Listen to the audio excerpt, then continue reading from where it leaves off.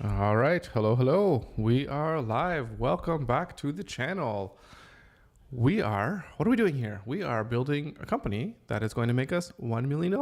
And to be a little bit more clear, we are going to generate a company, or we're going to make a company that's going to generate $1 million of revenue every single year. That's the goal anyways.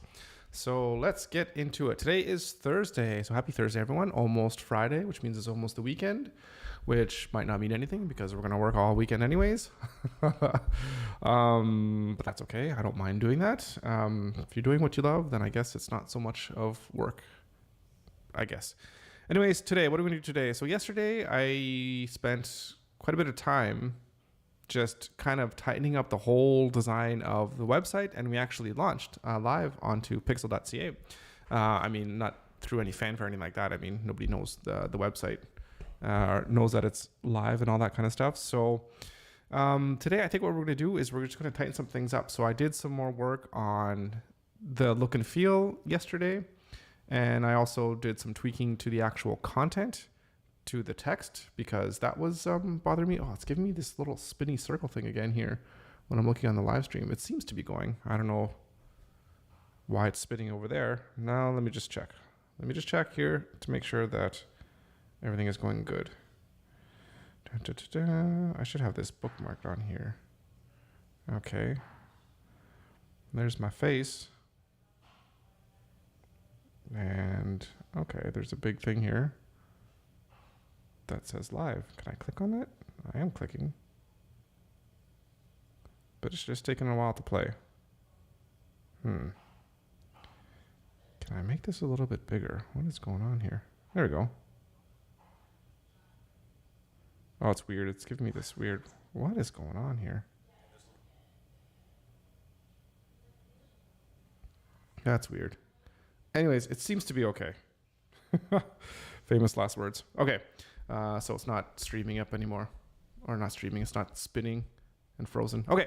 So yeah, so we did that yesterday. So today we're just going to jump right back in and just do a little bit of cleanup, I think. So I'm not sure exactly where it is that we need to clean things up, but let's just maybe run through what I did yesterday. So this is just a placeholder. So I've decided that like I need to have a video. I really want a video, so it needs to get out here. So we're gonna have to make that basically as soon as possible. So this is just a video. It's just a placeholder. As I said, and it's YouTube. See, this is why I'm saying I like Vimeo so much, because all this stuff here, like the titles and whatever, like I don't want to have that kind of popping up and showing there. So with Vimeo, it's just really nice. I can have a nice clean player. So change the fonts a little bit. I actually changed the fonts completely new font, and just one single font. Basically yesterday, I don't know if you remember the site yesterday. Can I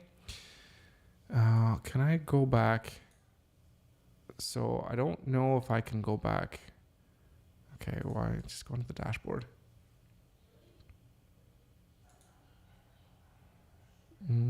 Oh, improvements of variable fonts. So we could use some improvements. I don't know if that helps. Yeah, so I kind of went over it, so you can't really see it. So, but if you remember, if you check out the video yesterday, I wonder actually, I don't know, I'll worry about that later. But basically, it had this big bold text on the header. Well, it has it now, and it had like a yellow. What was it? Like a yellow button? Or were the buttons yellow? Yeah, I think they were yellow. But anyways, so I showed it to Andrea, and then right away she's like, "This looks like No Name brand." So, or the No Name, when you, I don't know, I guess here, I don't know if they have it in the States, but here in Canada, there's this big No Name brand where everything's just yellow with black text. So she was like, the font and everything reminds me of that. And the font they use is Helvetica, I'm pretty sure. Anyways, that's what I thought I saw. And the yellow color was almost very, very similar. So it had like the big yellow footer at the bottom and everything like that. She's like, yeah, that's No Name brand. I'm like, oh yeah, that's right. And the last thing I want to do is have people associate Pixel with No Name brand, which is basically associated for cheap. That's the cheap, the generic food, right? So I had to go back and do some retooling. So playing around, also played around with the actual text. So I don't know if I had this yesterday, but this is the one where I duplicated when I went from the black to the white background. So we build beautiful membership websites, blah, blah, blah, blah, blah. And I had this here too. I kind of like took this content and just simplified it into one kind of thing here. Like, we build thriving memberships that your customers love, right? So simplifying things as much as possible. And here's a little bit of exactly kind of what it is, like who we are, what we do. We're a creative agency that builds membership websites, brands, and digital products to help you make a living doing what you love, right? So that's the idea. Why do people want to make a membership website? Well, number one, they obviously want to make money. Number two, they're usually passionate about the thing that they want to build a membership community about. You know, whether it's a guy that loves gardening and wants to make a gardening website, or somebody that loves traveling. I mean, traveling, maybe that's a little bit of a cliche thing now, like travel blogs and all that kind of stuff. So that's not really a good example. But yeah, somebody that loves cooking, you know, they want beautiful pictures on their Instagram. They want to create a community of people that like to cook, post up some recipes, all that kind of stuff. And then, you know, you can sell like recipe books, all that kind of stuff. We'll help them create all those digital products and whatever, and build that community, so that you can do the things that you love to do as a job, as opposed to going to work for a company that, you know, you might not love, or that, you know, you don't find fulfilling, or providing any value to society, or whatever it is that is your reasons for trying to find something that you're passionate about, right? So anyways, so most of the stuff, like the framework, has stayed the same, and I was just doing some updates to content. So this content here, I know I need to really look at this and maybe change it, but I was doing some tweaking here. So of course you're going back, okay, I see what you do, okay, but stand out from the crowd, right? So a little bit more detailed as to why we would be different than just using making your own website, or whatever the case may be, right? Then a little bit of how we work. So I kind of push this down into really 4 kind of small little points, from right to left, of course, of the things that we do. I took out the numbers. I might put them back in, actually. Because when you're in a smaller window, right? They just collapse like that. Do I have them collapsing in a 2-column? Yeah, I do have them collapsing in 2 columns. So, yeah, is it important that they read it in order? I would say probably yes, but anyways, so those are little tweaks. The quotes here, Charlene and Gavin, you guys yesterday gave me the business in terms of, yes, quotes absolutely need to have a title and like their description, or their name and title. So I put that in there, put a little bit of background on here just to give it a little bit of just to make it stick out a little bit more, add a little bit of visual appeal, I guess you can say. And then the what if statements, I kept those. I really love these statements. You know, what if you could do all these things? And then it's like, okay, well, let's turn those what ifs into reality, right? Our mission is to help you build a thriving membership filled with amazing people, right? Let's go, let's chat, no strings attached. Click on there, get to the let's chat section.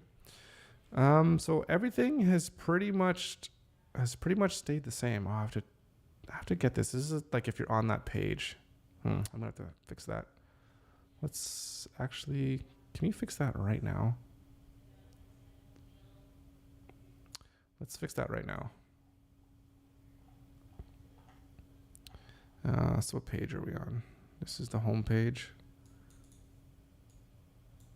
Let's just make that a link.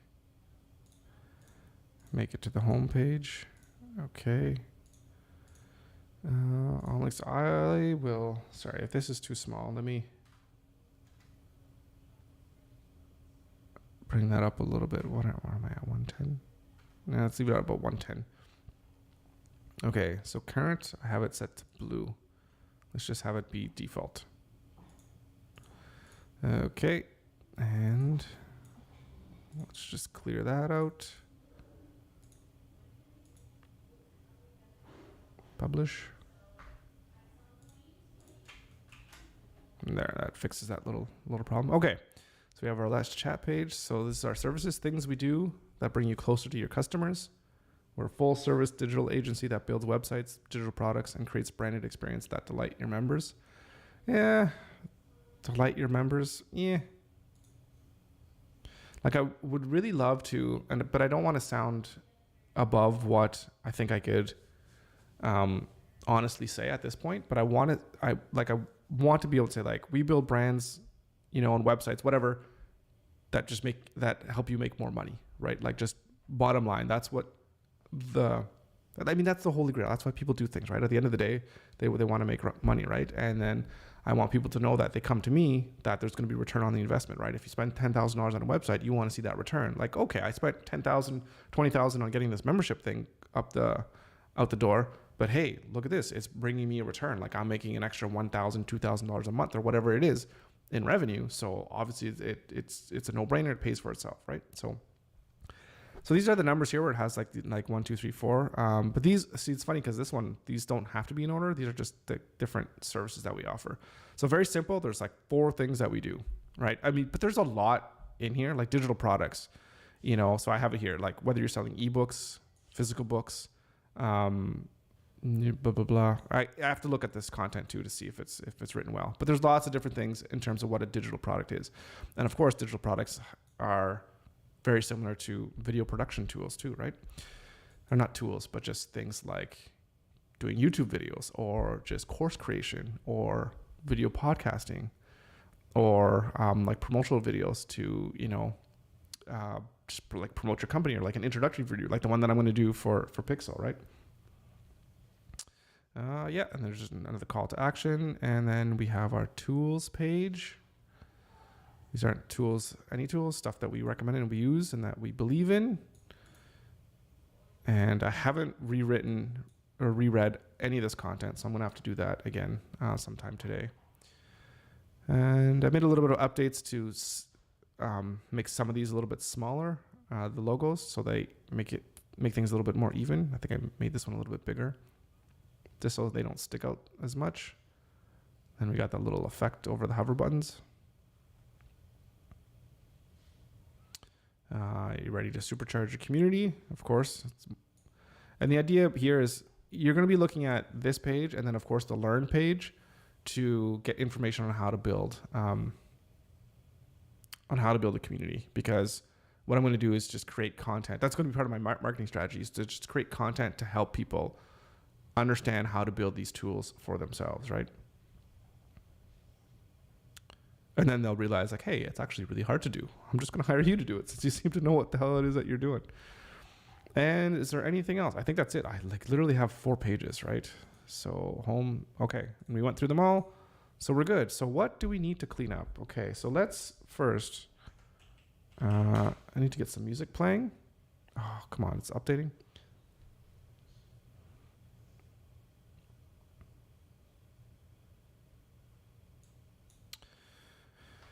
And so I think we need to start thinking about, should we change? We need to change the, what the hell is it called? You know what it's called. The favicon. Jeez. We need to change that. Okay.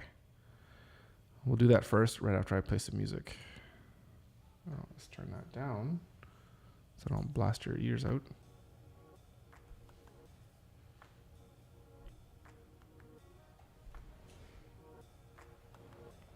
Okay.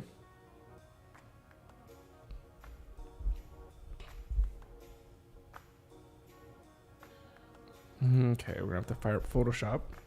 I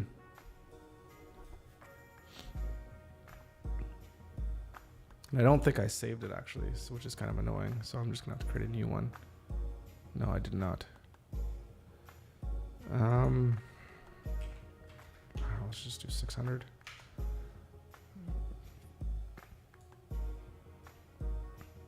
Okay, so what do we want? So we're purple now. Should we just do, instead of having it highlighted under a color, should we just have it like the P itself and just be purple?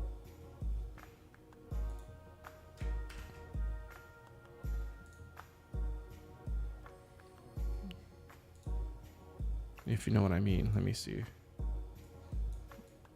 Let's get this here. Well, first we need to know what this color is. Here we go. Let's grab our color.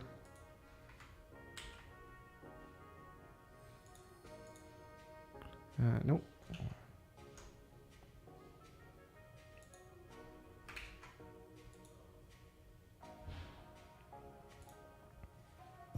So something like this, or would that look too silly?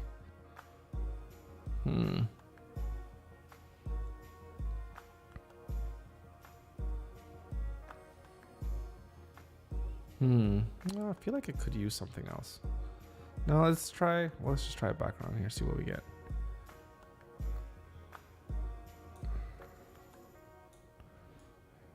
Stretch, stretch, stretch.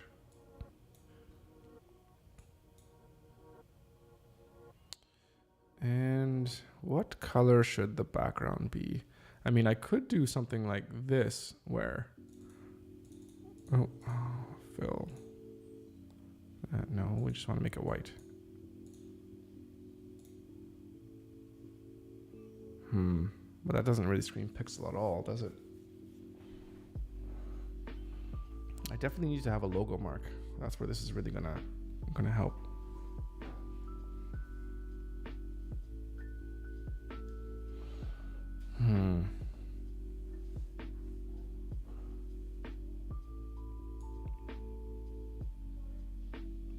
Something that people are going to notice.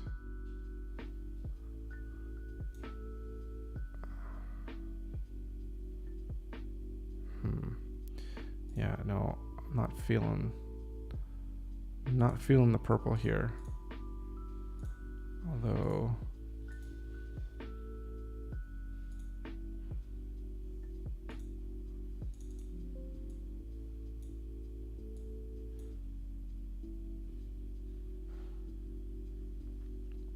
no, I'm not feeling that either.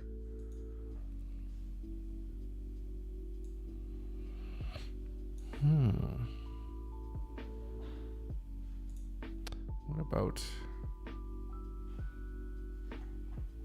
I need to know, what's this color? Let's grab this.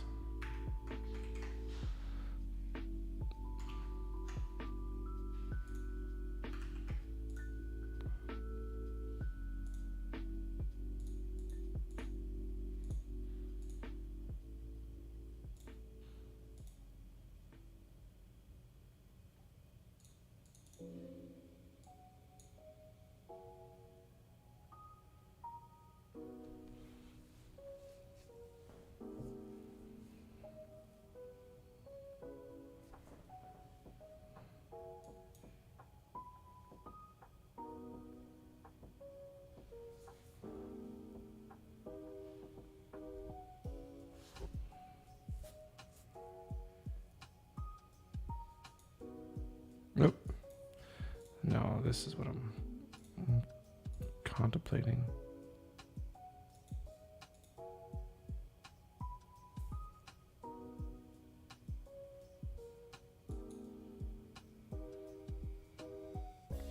We'll go with this for now because the primary color is this purplish color.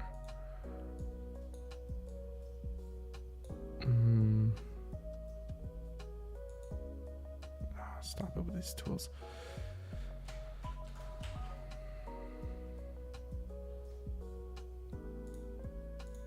I think I need one at 32. And we're going to put that to the desktop again. Favicon 32. I think 256 is the next one.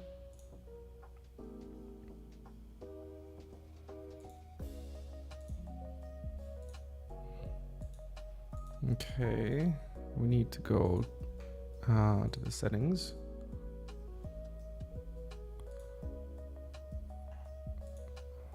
Nope.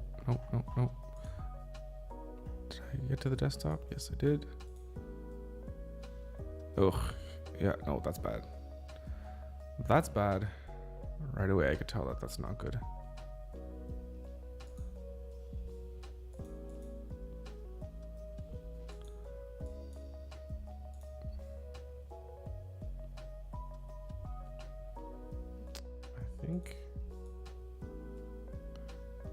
we centered?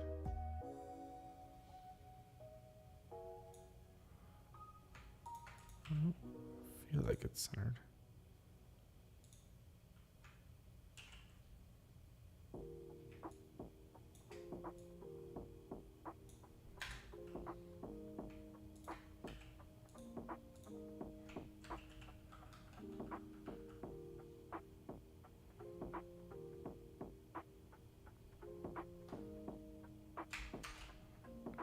Okay.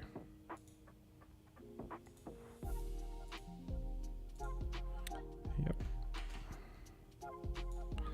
32. Export this one out.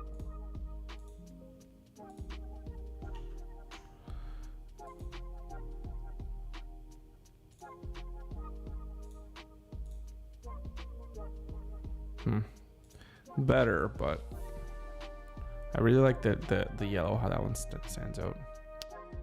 Which could still work. I mean,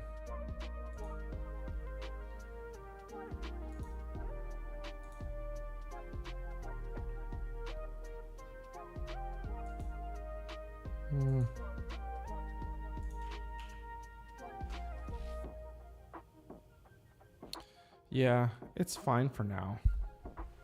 I mean, we're pretty generic. I'm looking at this W here, WP, but their W is a little bit more fancy because it's their logo, or their W in the like the Webflow, right? Looks all fancy. Okay, what did I put in our list of things that we need to get done? Let me bring this up here.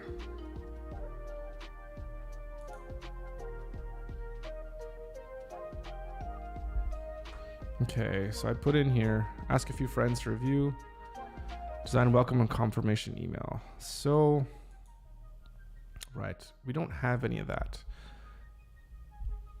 because there's no, well, yeah, I think what we need to do is we just need to change this. We need to design user, what's it called? The flow.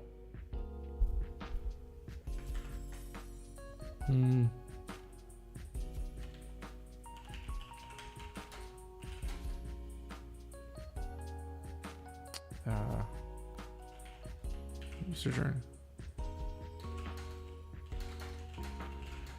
User joins. The news letter. Okay. So this is going to be a little bit more in depth, actually. How long is this going to take? Just put it for next Friday for now, because it's not critical. But let's put in some more details of what we're going to need to do. All right, so let's think about what the journey is. So step 1, initial welcome email. And that should include things like, which should include obviously a thank you. And it could include, like, I'd love to know, like, you know, I'm just writing things out here. Why did you join? Ask them, you know, to give feedback on what they are looking to learn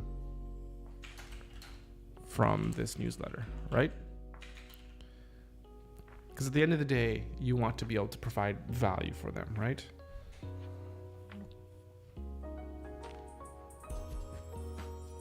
So thank you for joining. Why did you join?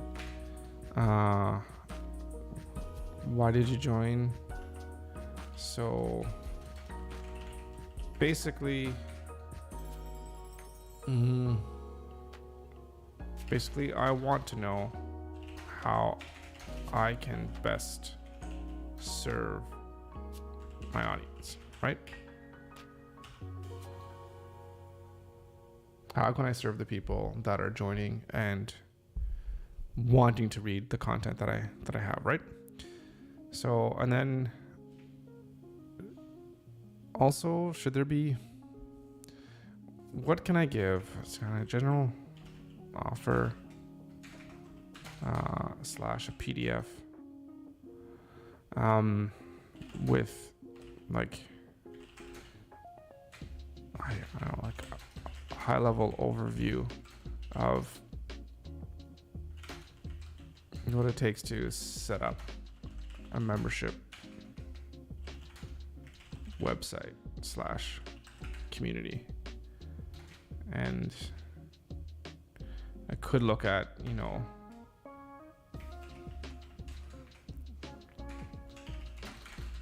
the potential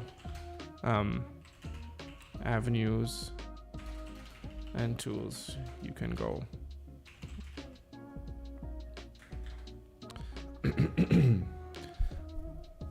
So that's the first email. Should there be another like trickle email? Again, this is like some basically pre-recorded messages that'll keep the person engaged that are new to the newsletter, so you don't just bombard them with, hey, you know, here's just the latest newsletter. It's like get them eased into what it is that they can expect from this newsletter.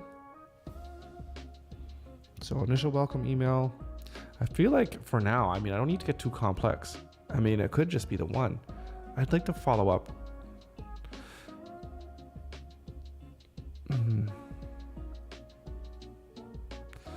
So it could be, so I'm thinking here.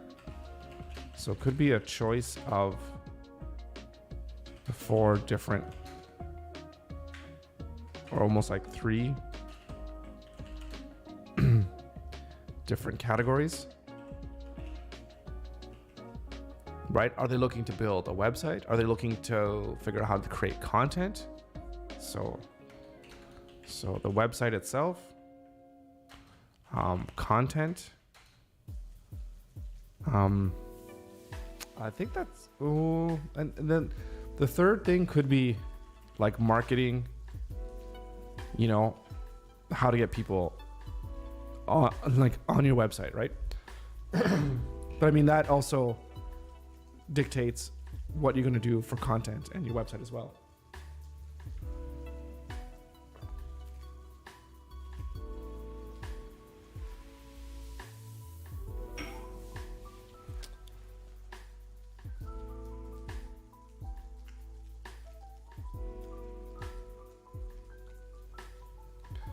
Oh my goodness. I think I need to get a humidifier in here. It's always so dry. Okay, so the initial welcome email. And now, like, if I ask them, like, what are you really interested in learning? Are you interested in learning about the tools and technology and how to build a community? Are you interested in knowing how to create the highest possible content for that community?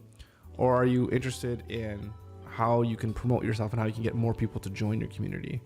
So have a dedicated email depending on the choice that the person responded with.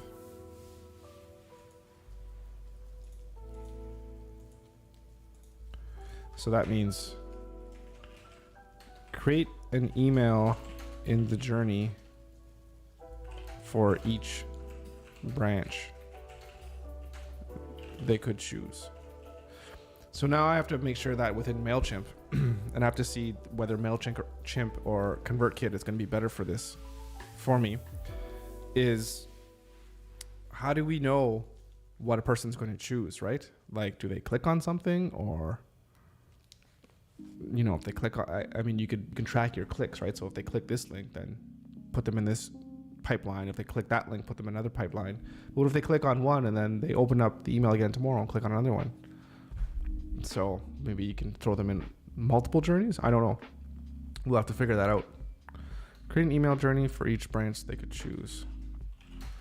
How, and then so the question, how to deal with multiple clicks / selections. I mean, there could easily be a fourth choice. It's like, I want this like website content marketing, but it could be like all of the above. But it could also just be website or content. So maybe it's just like, just click whichever ones are interesting to you, and then we'll know that they're in that pipeline, right? So, and then we could put them in all three. I don't know if you can do that again, so we're gonna have to figure this out. Okay, so rededicate. Well, this is weird. What happened here? So dedicated email depending on the choice they respond with, right? So that means I'm gonna have to write 3 emails and 3 other pieces of content based on those things, which is fine.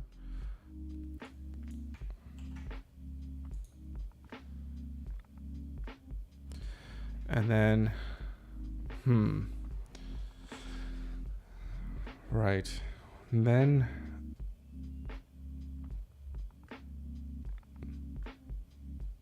then we could hint, not hint, but just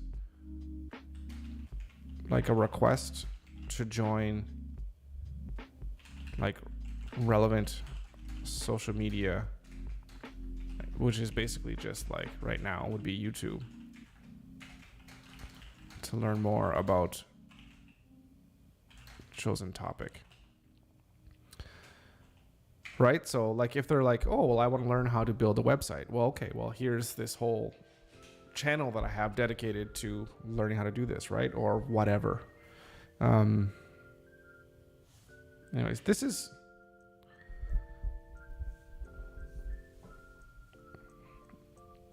and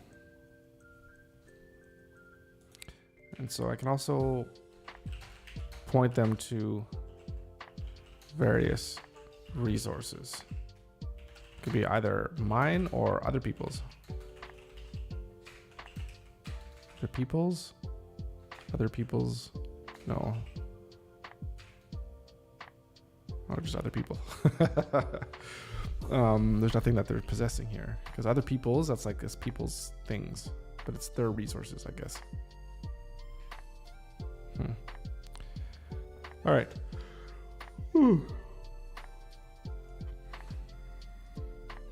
To join. Okay, so this is going to be a little bit more of a complex task within this thing here. Okay. So, but right now, what do I want to do? Do I want to receive any kind of notification? I want to receive notification when someone fills out my form. So, right, okay, let's keep this in here. So,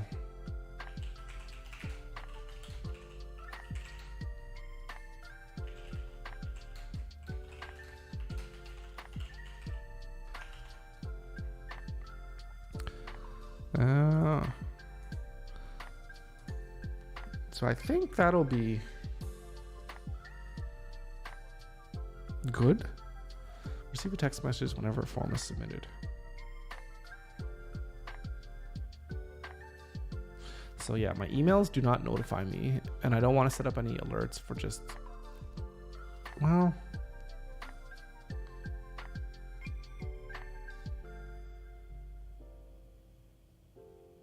well, let's see.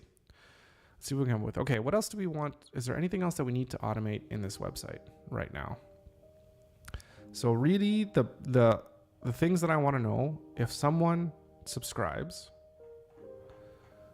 and then I want to know if someone contacts me, right?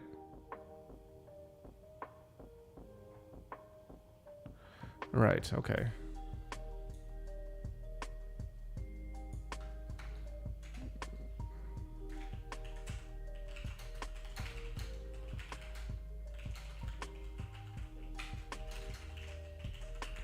This one is easy because that could probably just easily be done through MailChimp. I don't need to receive anything fancy for this. But do we want to put them into a database? So someone forms, add details to, let's put an Airtable. Let's get an Airtable. on for this.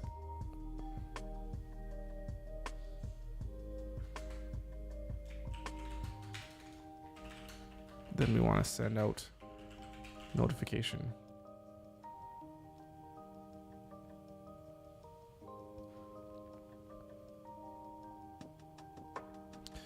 So what are the additional fields I'm going to want to do for that? Actually, you know what? Maybe we'll just do that when we're actually building it. We can kind of think of how we want to.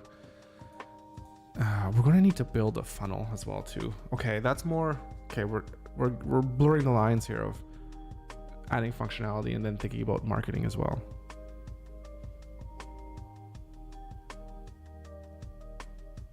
Okay, let's just do this right now. The forms and the subscriber. So the subscriber one, that should be super basic. So let's just go into MailChimp here.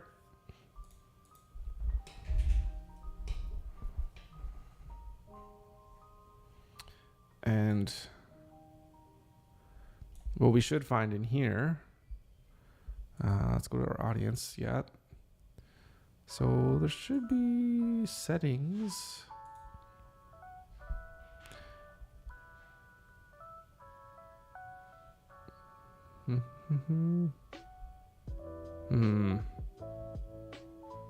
So this is settings for the audience. I want settings for like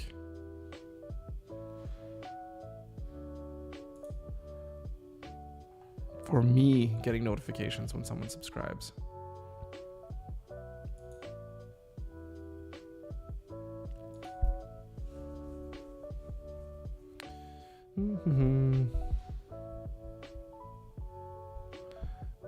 Is that going to be in my notifications? Okay, not like there, but okay.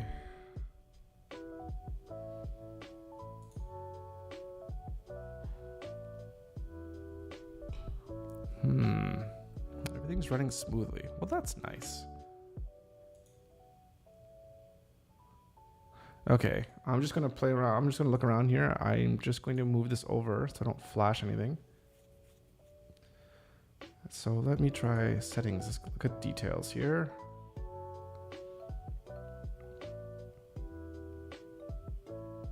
Okay, here we go. This is perfect. Okay, so in the settings over here, we can help us improve your stats. I don't want stats. So I'd like to receive the following emails. So confirmation when campaign is sent. Weekly e-commerce newsletter. Updates. I don't want that. Reject. Oh yeah, that's nice. Well,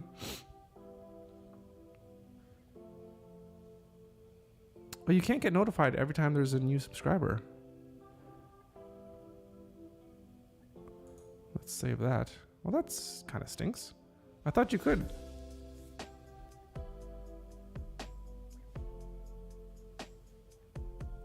I mean, let's take a look at what I have here.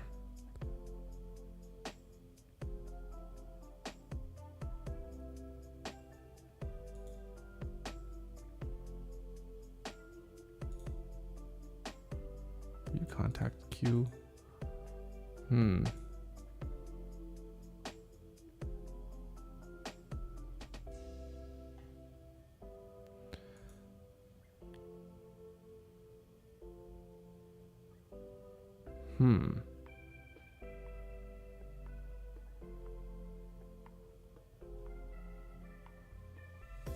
So if we can't do it here through MailChimp,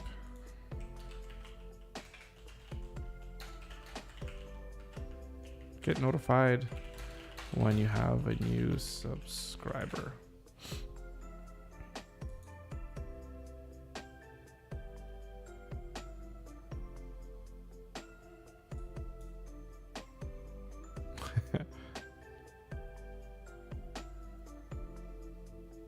Yeah, use Zapier. Okay, well, we could do that, I guess. But the problem was, okay, well, it's not a problem. But if we go here and you look at pricing, I mean, I'm on the starter package. So, which is not cheap, 27 whatever per month. So I get 750 like zaps a month, right? So if I ever get to the point where I'm getting more than 750 people subscribing, I guess that I'll be super happy. But I put everything in here, right? Like all like the client zaps and all that kind of stuff, that all goes in here as well too. So if I move up, then I just have to, just move up in tiers, I guess. But 750 is still a lot of different zaps. Okay, so let's not worry about that right now. Let's log in and log in with me. Oh, why are you stupid? Phil.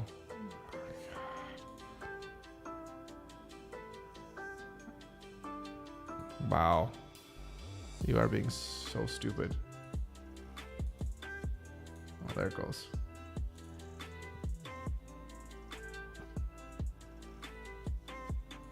Okay, we're in.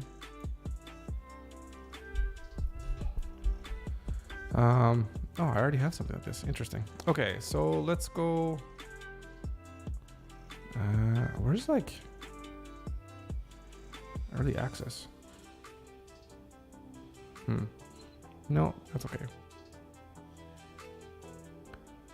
Where's like, is this my dashboard? Where's like, okay, yeah, this is what I want to see. Okay.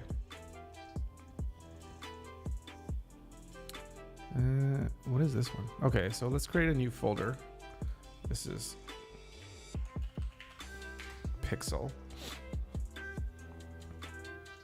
Okay. And what we want to do, what are we starting on? Yeah, we want to receive a notice every time someone joins and subscribes our newsletter, right? So let's go to MailChimp. And let's say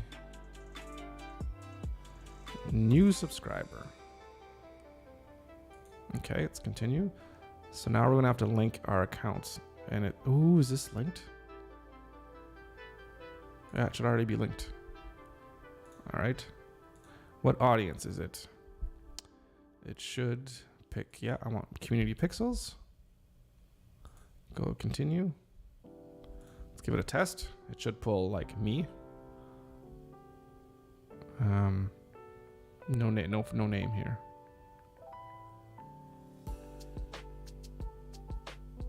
Groupings. No groupings. Okay. So it found somebody, and then what action do I want it to do? Now, can it give me like a text SMS message?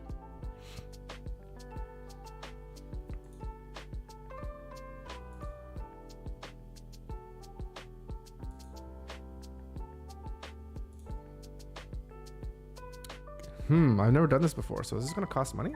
I don't know.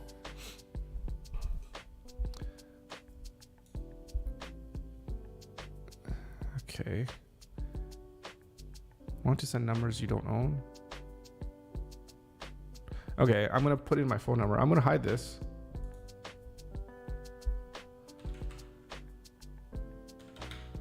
Oop.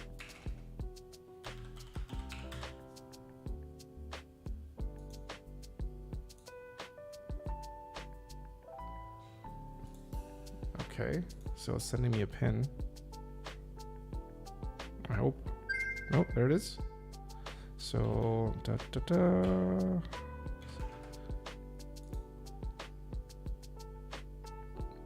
confirmation did not match. What are you talking about?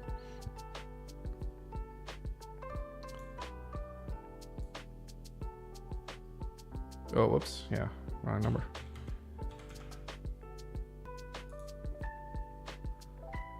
Oh, well, I guess you see my phone number anyways. Okay, so let's continue.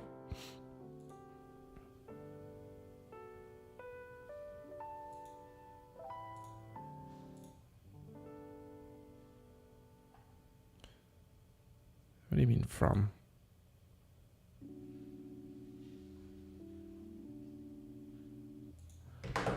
I just want to say You have received a new subscriber. And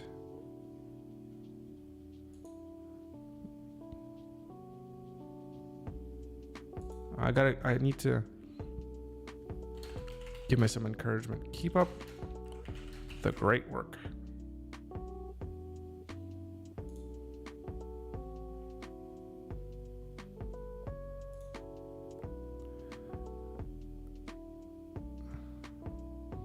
And let's test it.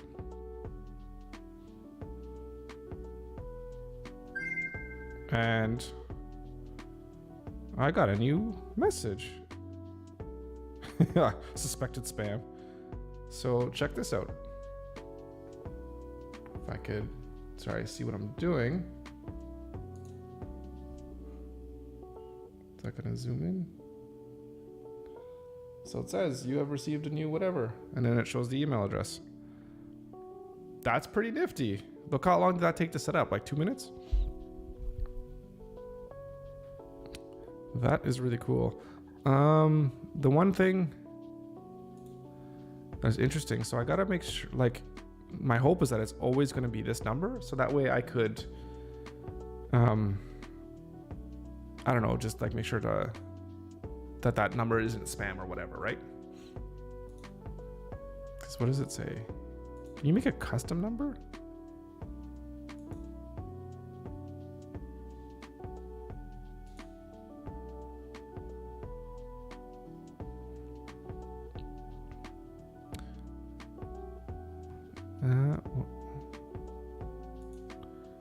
What do you mean it could be from? You can't just put in anything, can you? Yeah, no matches.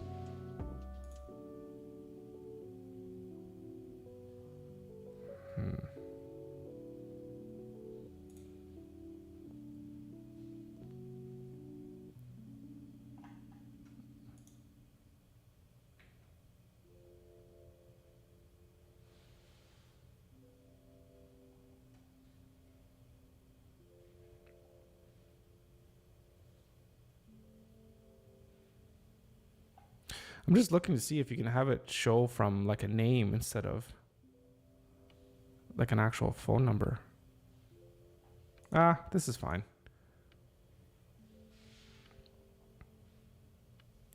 Do they have any better numbers? Ooh, this number looks kind of cool. It's got 2s, 4s, and 7s. Oh, yeah, let's do that one.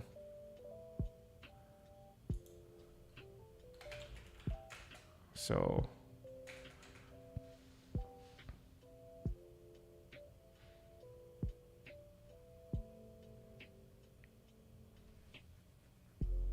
yeah, I like it. Okay, so yeah, continue, and we're just gonna publish that. Publish and turn it on. Oh, I'm gonna name it something. I always forget to do that. So this is send text of new subscriber.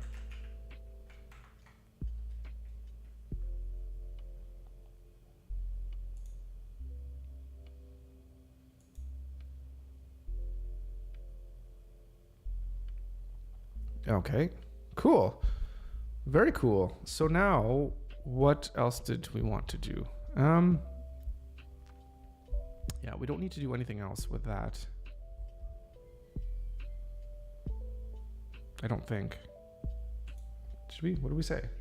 Look back at the list. All right, receive email. Oh, that's okay. We got text. That's fine. Yeah, that's it. Okay. So we want to text whenever someone's, whenever a form is submitted, but we also want to add it to Airtable. Okay. So let's go to Airtable.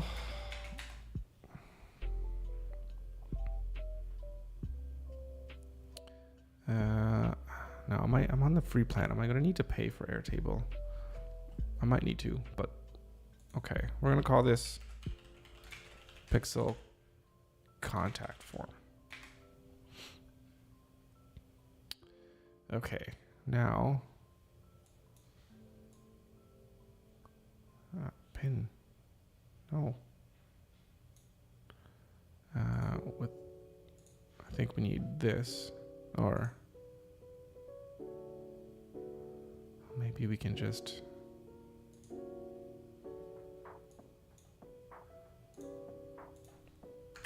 You go there. Okay. Contact. Okay, so we have, contact name. We need email. Oh.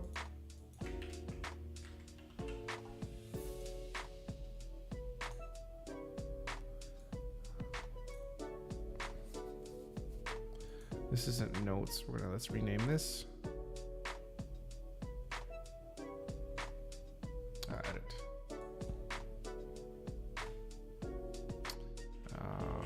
Project. I don't know. Description or details. Let's say, no. Project details. Yeah, that works. No assignee. Let's get rid of that. And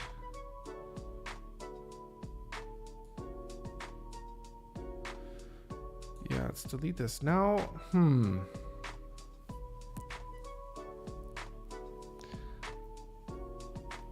Now the area of interest. So what do we have? There's membership website, update membership brand.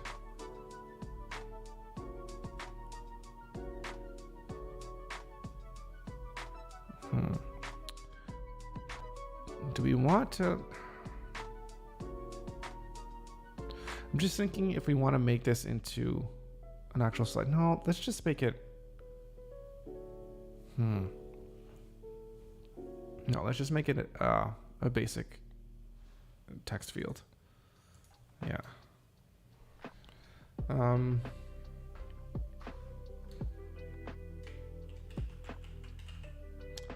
I had something in mind of what we should call this thing, this column. So it's like what they're asking for, like service request.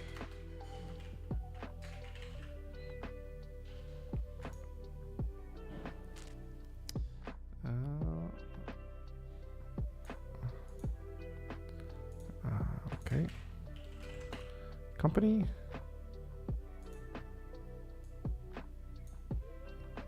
What else? Timeline. Yeah, these are pretty, this is very straightforward. And budget.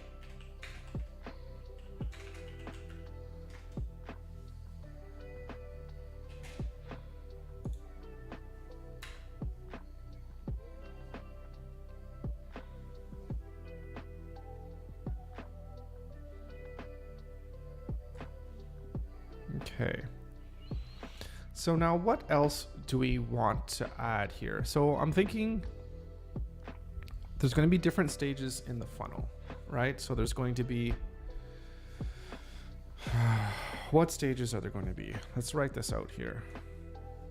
Bring my notepad. I don't have my overhead camera set up here today, unfortunately. So I'm just going to have to verbalize this.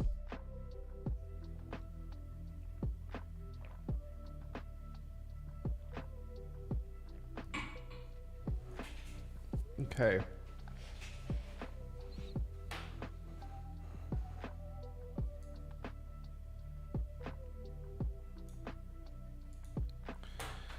Okay. So now I'm thinking, should I write this? Maybe that's, bring in maybe a Word document, which will, oh, zoom into this one. So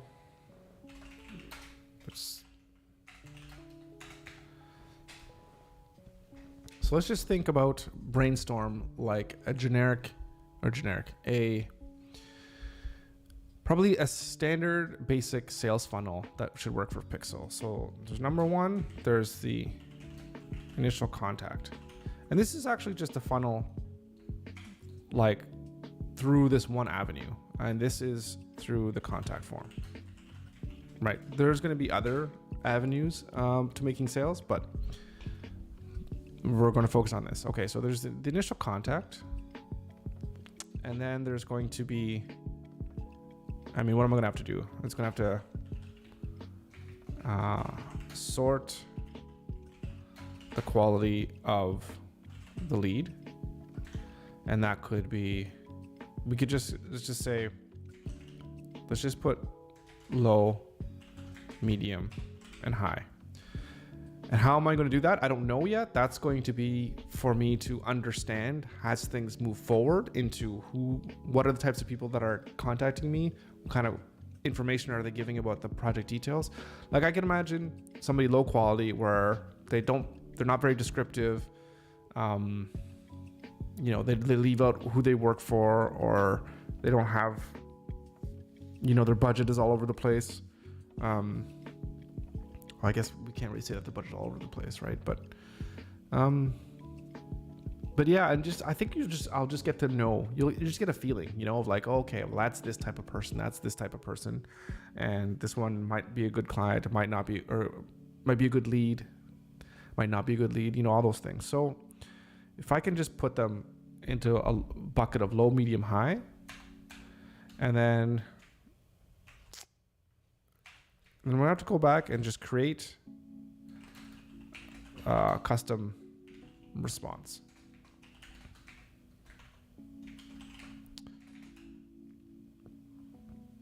So yeah, actually, I want to put it in a section. Put a custom.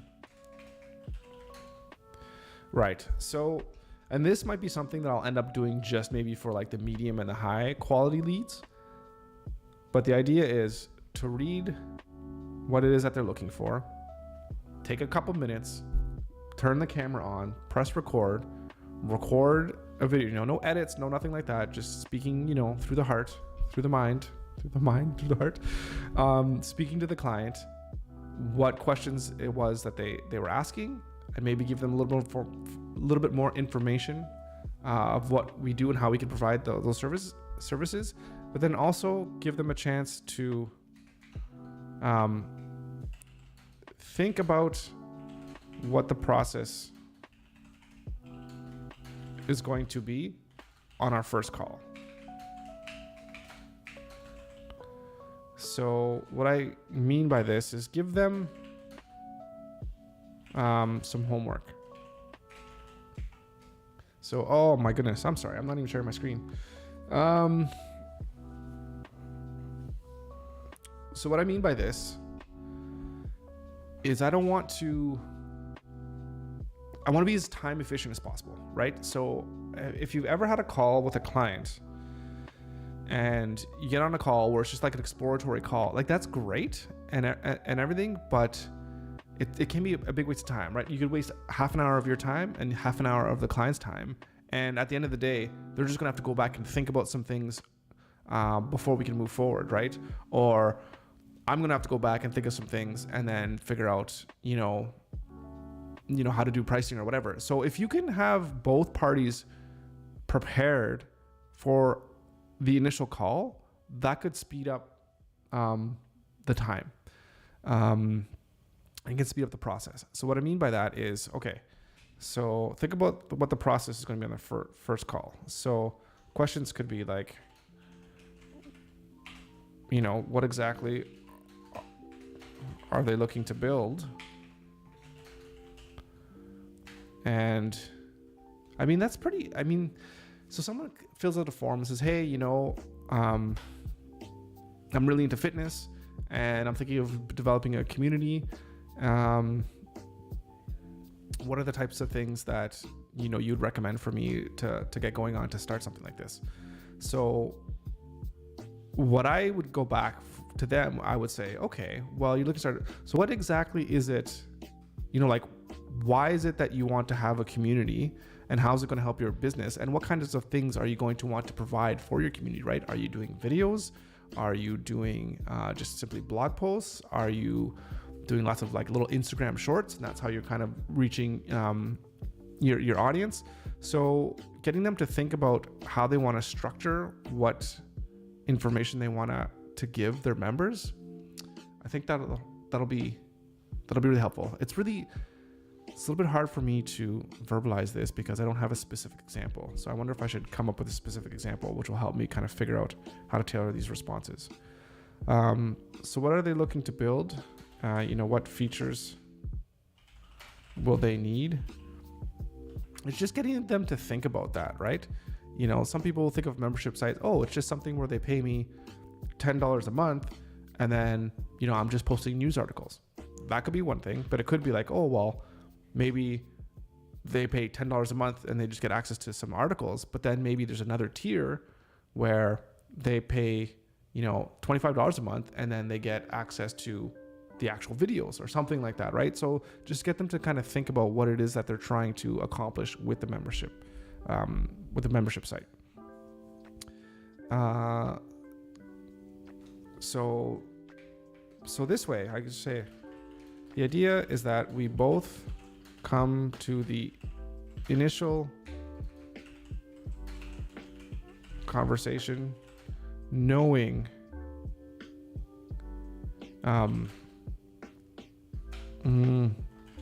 more of what we want and how we can work together, right?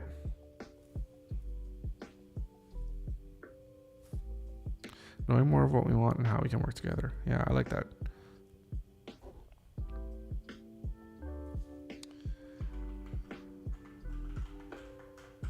So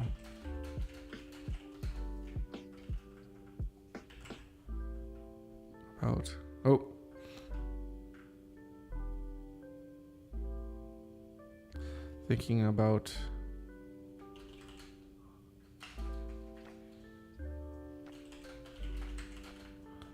want to build, sure, but I also make them understand what the process is going to look like.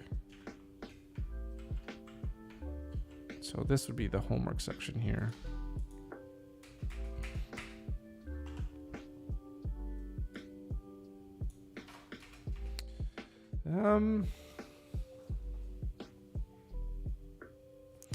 And then give specific call to action.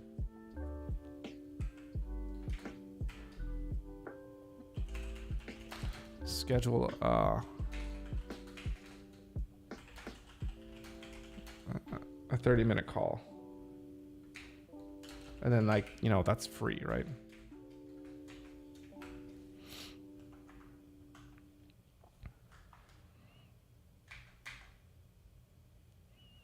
Okay, so initial contact, sort, video response, and then we see where they are from there. So then we have the initial exploratory call.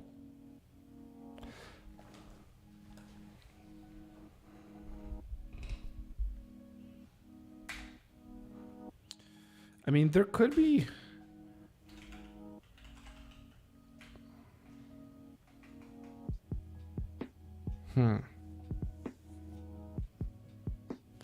So it could potentially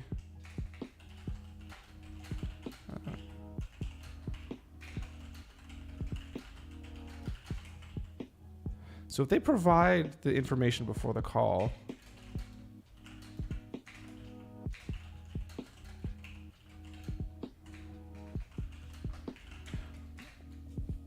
so I can put together an accurate quote during the call.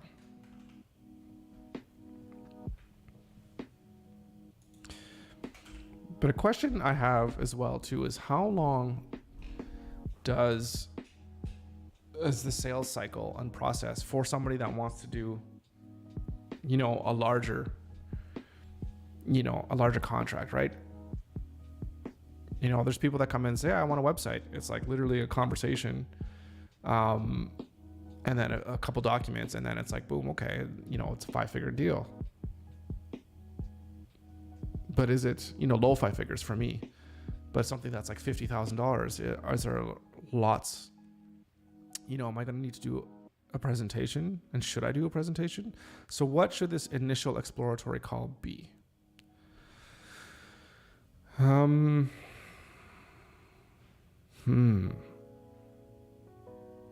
that's a good point, right? Create a custom video response, but I could also send them to, I want to say like a webinar, but like a, send them to video,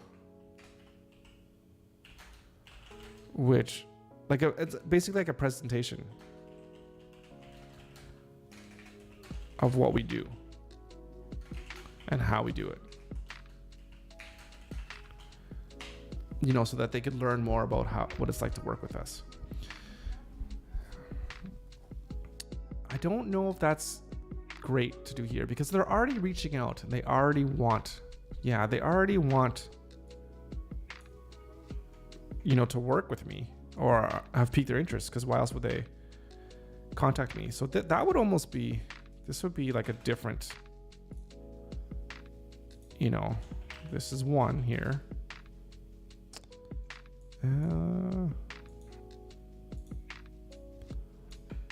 And this would be like another way to get people. So it's basically like a landing page. I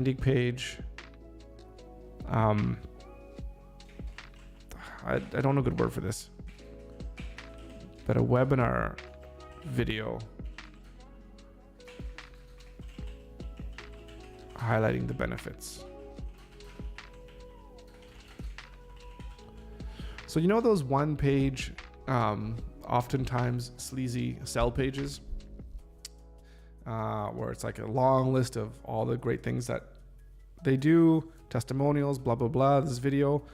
You could even be like, you know, submit your email to be able to unlock watching this video or whatever. And then you go to like another video, and then it goes to a course. I don't know if I want to go cheesy things like that, but that being said, having a video where people can watch and really understand what it is that we do. And then if you want to, then let's reach out for more. Let's have more information. So I don't know if I'm going to need to do that kind of stuff if I'm creating high quality content, like courses on how to make websites, how to build websites, how to use Webflow, how to connect with Stripe, all that kind of stuff. Am I going to need this dedicated landing page type video? I don't know. Anyways, that's like another avenue of marketing. Okay, so let's see. So create a custom video and just send it to them. Says, hey, listen, this is what you're asking for. This is what I think you're asking for.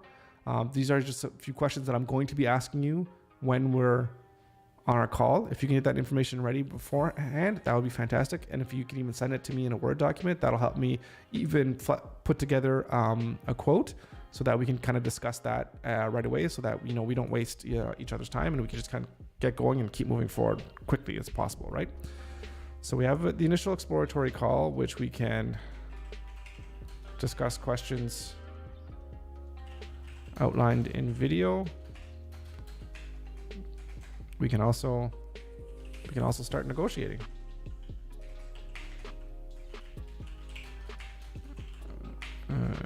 Cost. And so presentation, like at this point, do I need to give a presentation as to, like, do I need to sell myself to them and say like, oh, okay, well, yeah, here's, I mean, would be pretty impressive. I guess it depends on how much, like, who the client is, right? If it's like a client, like a $50,000 client, like, to take a couple minutes and say like, hey, listen, I've just spent some time analyzing what you do, and say like, hey, here's your brand right now. Here's where you are. Look at what we could accomplish if we work together, right? Based on what is they say their goals and their needs are, right? And then create a nice presentation outlining exactly walk them through step by step what it is that we're going to provide for them. And then, yeah, and then it could be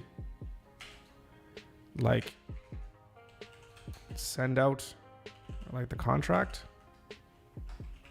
or send out a quote if, depending on how the initial call goes. So I think that's pretty much it. So we want it to be fairly straightforward. Nothing too. We don't want a really long sales cycle, right? Like, what would a really long sales cycle be? I don't know. If you're doing something like that's business to business, where you want to completely overhaul their whole like server infrastructure or something crazy like that, right? That's not a, hey, let me just click here, buy now, and then away you go, right? So, but this is, and it does depend on how complex, again, the client is and what it is that they're going to want us to do. But I think for now, that's good. Okay, so let's take this information that we have and let's see what we need to do to kind of track this stuff. So, right, they would have sent out the original. What's the original? The initial contact form. So we want to say, all right, quality of lead.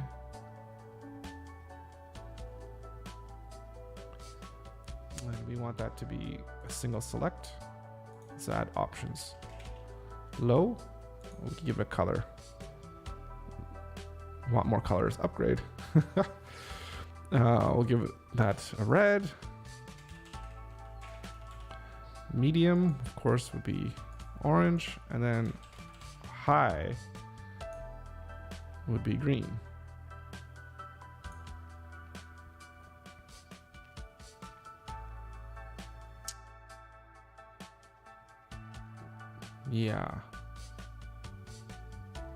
Yeah, we'll just leave it simple for now. For three qualities of lead. Okay.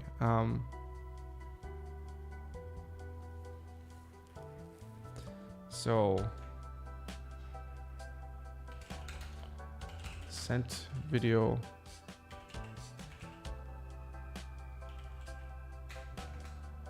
response.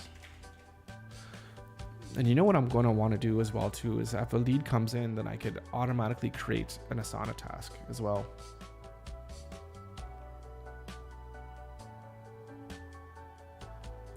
Yeah, that would be really cool. Let me put that in here.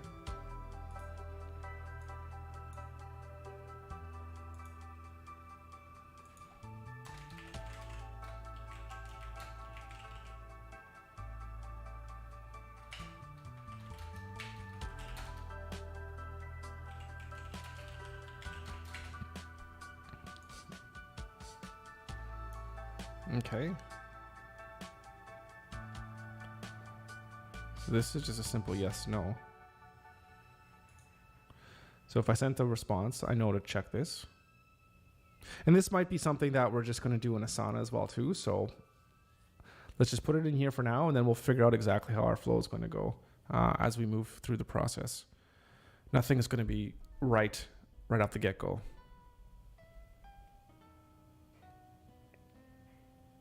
And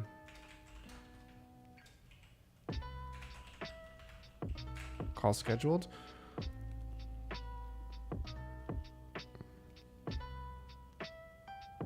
A checkbox.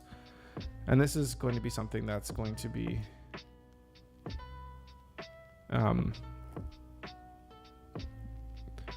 yeah, I think that would be automated. So whenever someone goes into Calendly and books something, we can go in here and say, yep, call scheduled. And then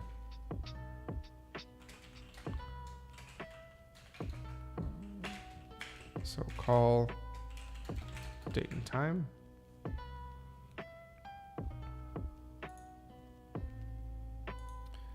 Include time.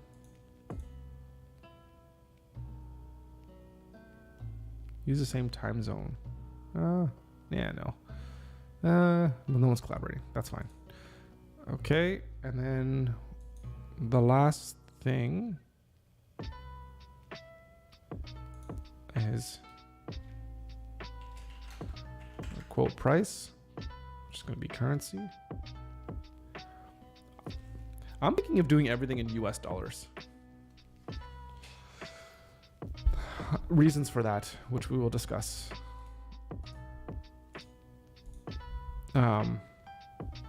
later. Quote price.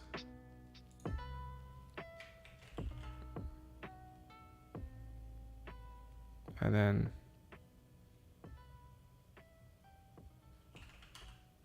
quote sent. And that is just a yes or no.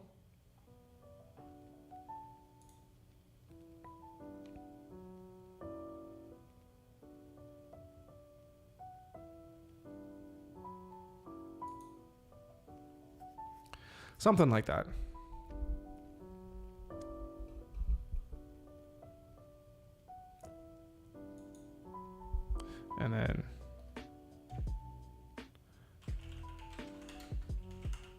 And then has the contract been sent? Oh, I didn't save that, did I?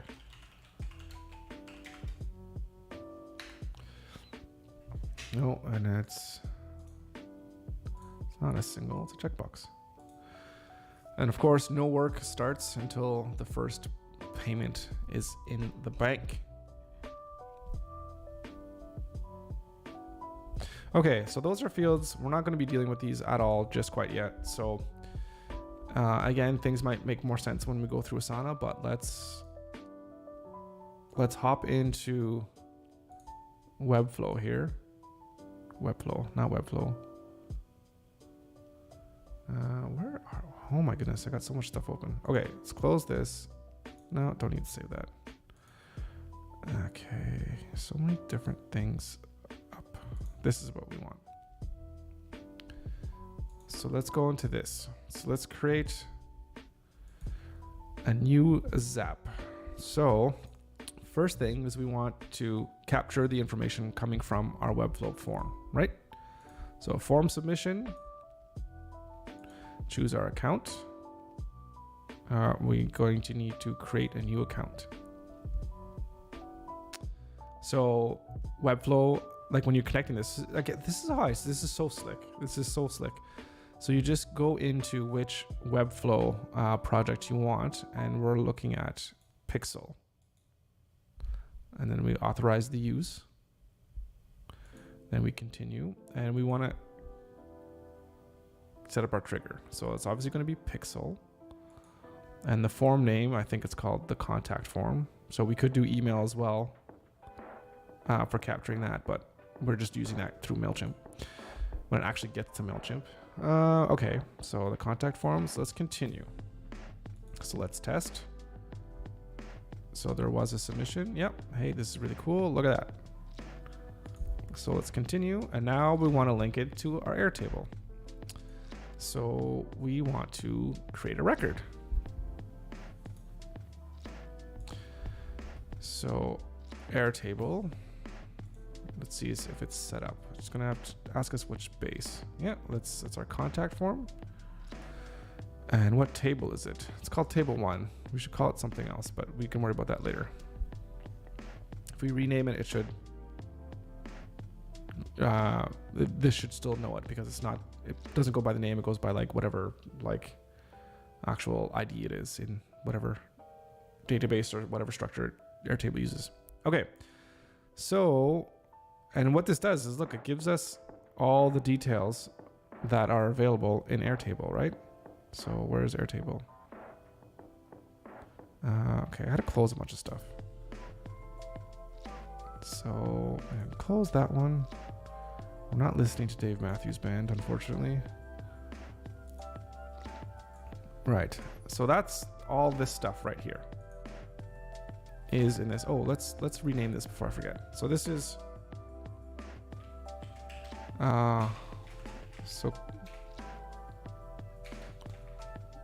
so this is just like a new lead, I guess, right? Is that lead? Or is it? No, not definitely like that. New lead.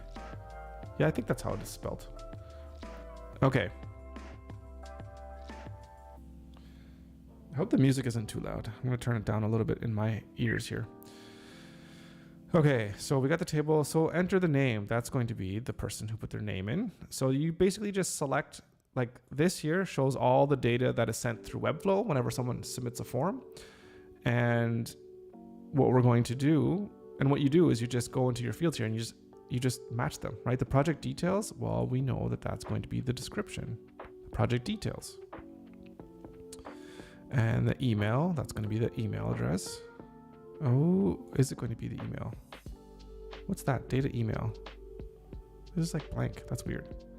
So this is wrong. We don't want that. We want this.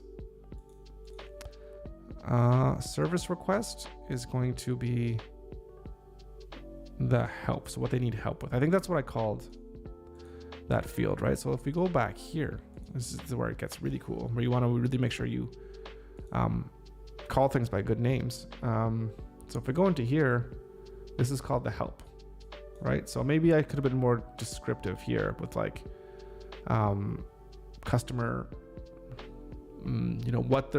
what customer request, like our help request might be the good way, right?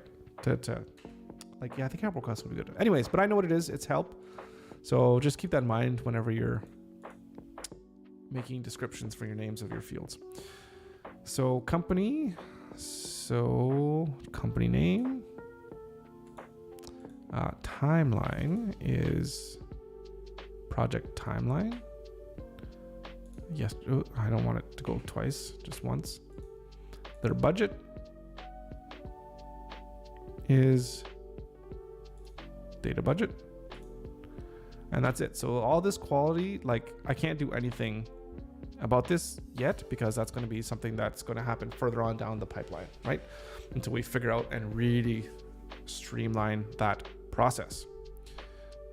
And at the end of the day, I want to document this thing so that this whole process can be done by anybody on my team, right? So that way, if I ever go on vacation or somewhere, somebody else, we don't have to lose the prospecting of trying to get on new customers or onboard new customers, right? So vacation, what is that? Never take a vacation. Why would I do such a silly thing? All right, so let's continue and let's test. So it says it sent something, so let's just take a look. And yeah, and we have a new record in our database, which is really cool. So that's not all that we want to do. Let's see if we can connect to Asana. We can. I've never done this one before, so this is going to be cool. So what do I want to do? I don't want to create a project. I just want to create a task. So,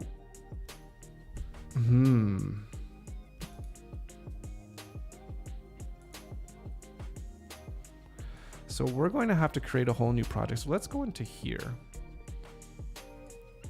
And actually, you know what might be better? Let me see if I can just log in through Asana through the desktop. One moment here. I just want to make sure all right, so let's just.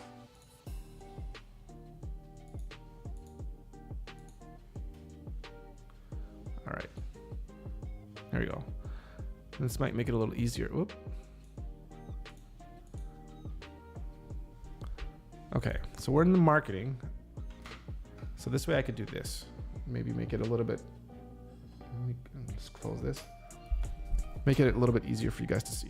Okay, so I have this project set up, or actually I guess it's a team, like the marketing team.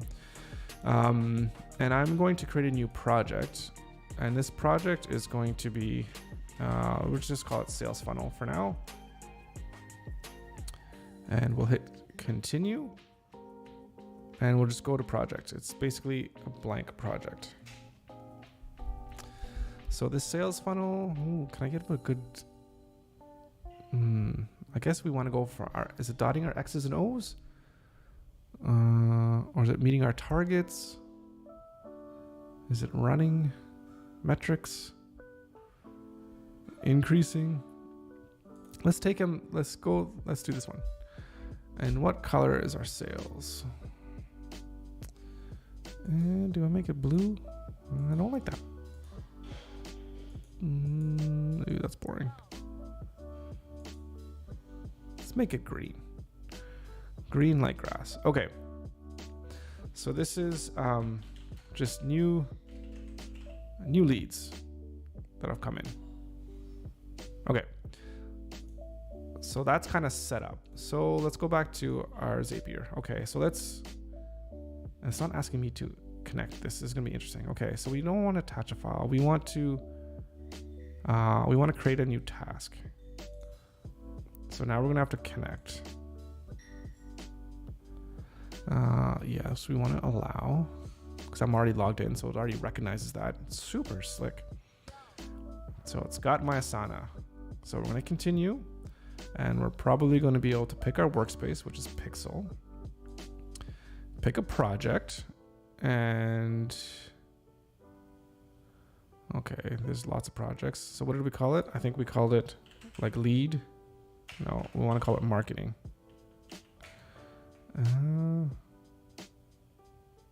Oh, right. The project. No, it should be marketing. Or is it sales? Oh, here we go. Sales funnel. Okay, choose value. What does that mean?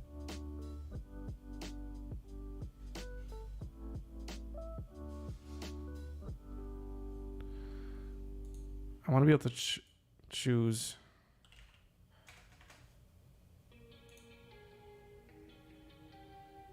Oh, you could do more than one project. Okay, we just want one. Oh, right. Yeah, section. Is there an untitled section? I guess that's by default. Okay, section is new leads. Okay. So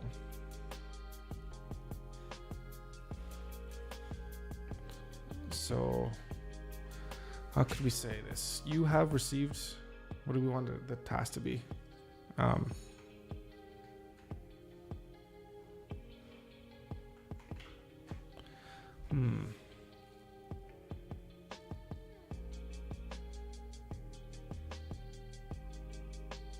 So I think what we're going to do within this one, we're not going to have it so much of a task to tick off. We're just going to have it as informational. So we have, so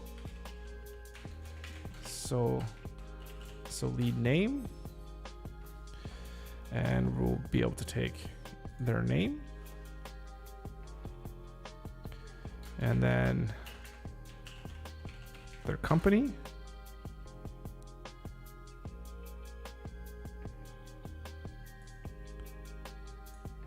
right?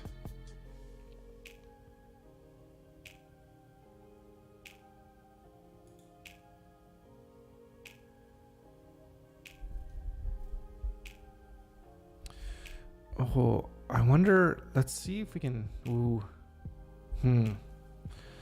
So these are all the different fields, right? Oh, I know it's going to be assigned to me.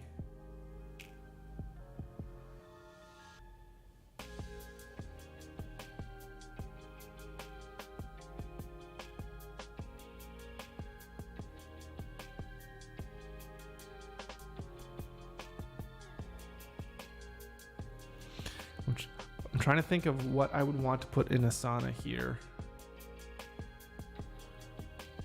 As we can put things like as columns here. Like what are we going to collect again?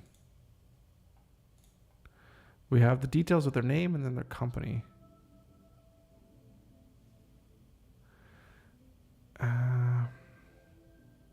I mean, we could just put them all. Should we put them in the description?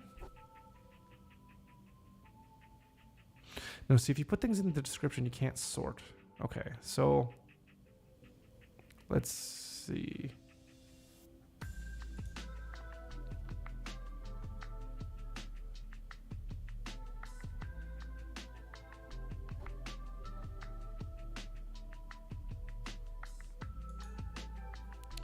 All right.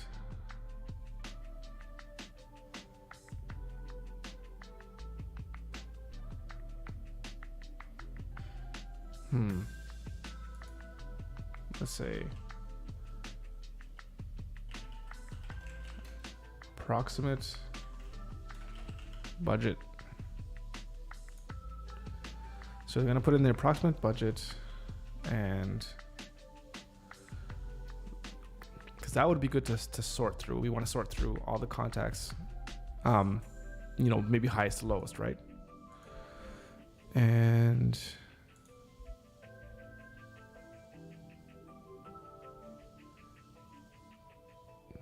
I mean, the timeline would be nice, but it's unfortunate that I don't have like this, like a date picker, which would be kind of cool. So budget is nice. And then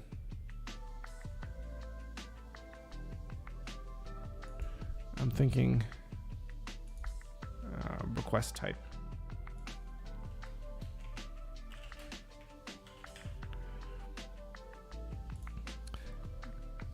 Because the request type, that could be something to sort through, because depending on what the request type is, it could go to a different person, right? Unfortunately, we're not going to be able to do any of that stuff here, like if. Oh, maybe I can. Can you do if statements in here? Probably.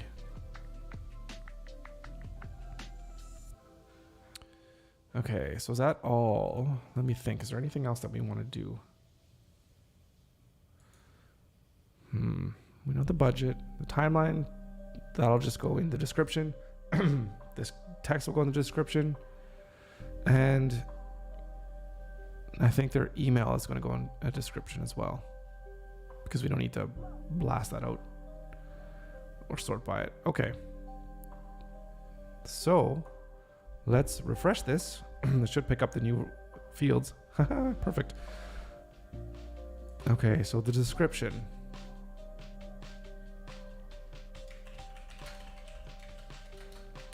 So I want their email address.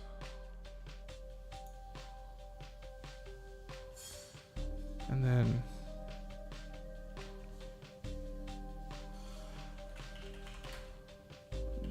project details.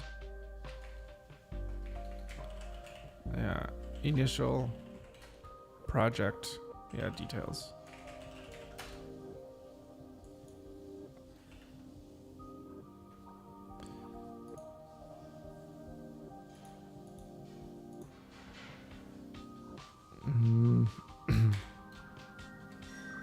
And actually, let's go here.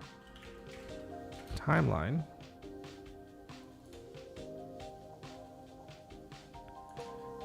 Can I use HTML on this, in this?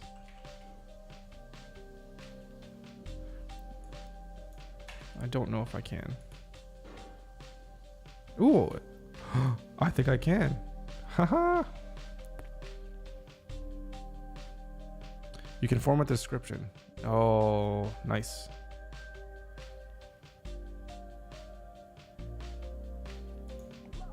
Excellent.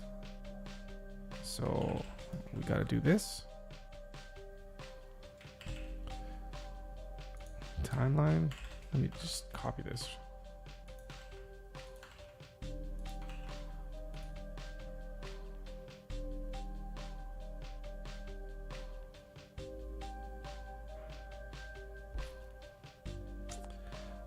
Headings are kind of cool too. Well, let's see how this plays out. Because I'd like there to be like a break. Only the above syntax will generate. So code, unordered list, ordered list. I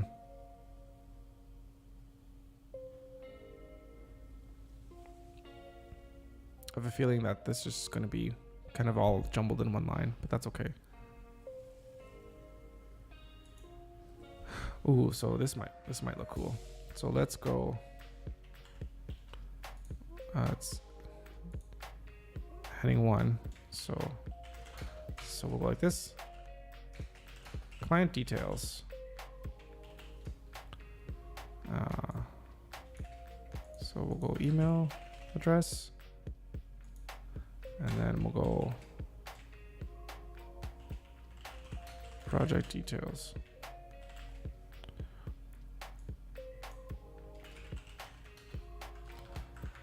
Just original message.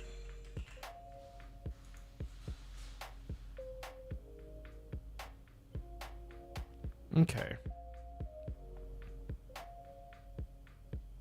What else would I want to include in here? I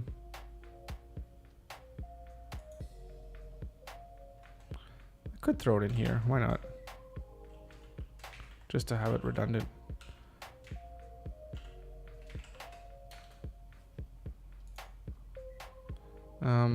Budget.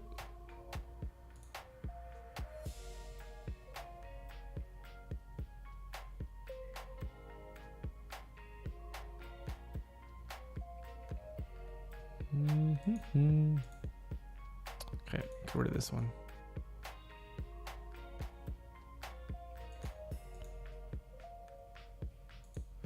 And this is way overkill, but I like to be as organized as I possibly can. Company name.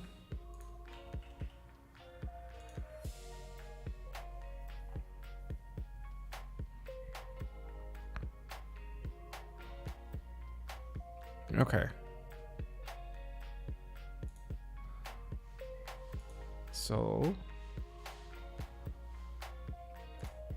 send this plain text. No, I don't want to do that. Due on. This is interesting. You can use human readable dates like tomorrow. Ignores time.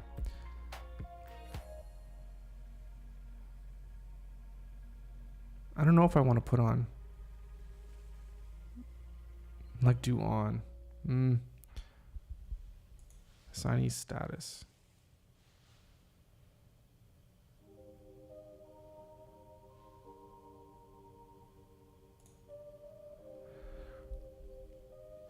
Can only be set if the assignee is also set.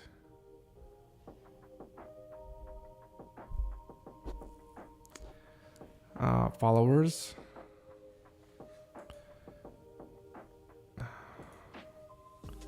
Put Andrea on there. Approximate budget, right? That's where we're going to put that in there. And then request type. I think that's help.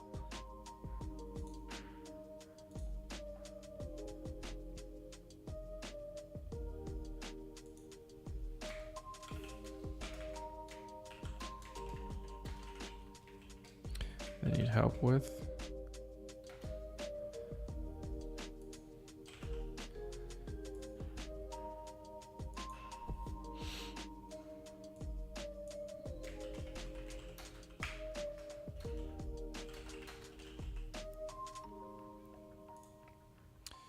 Okay, and I think that's good. Okay, let's test it. Moment of truth. We got a green check mark, so that looks good. So let's go in here. Look at that. Okay, so we got the lead name, the company, the budget, the website. I would like to throw in like commas in here. Okay, so that's in this field here. So we can actually maybe make this look even a little bit nicer and actually use, well, we could just copy this. We should be able to do that, shouldn't we?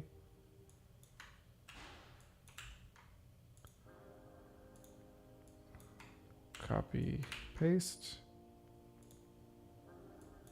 copy, paste,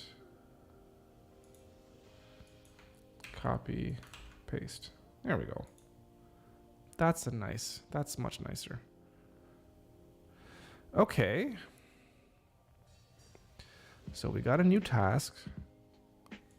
So we're not done yet. Now we definitely want to get a text message. Send a message. Same account. Continue. From number. Can we get the same number? I think it was, what do we want? Ooh, let's get a different number.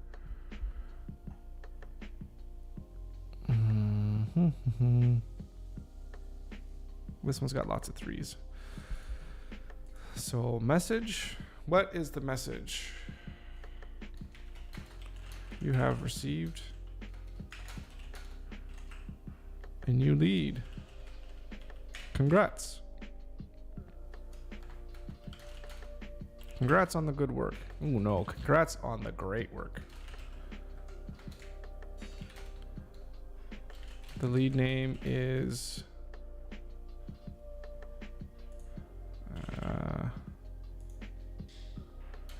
and they work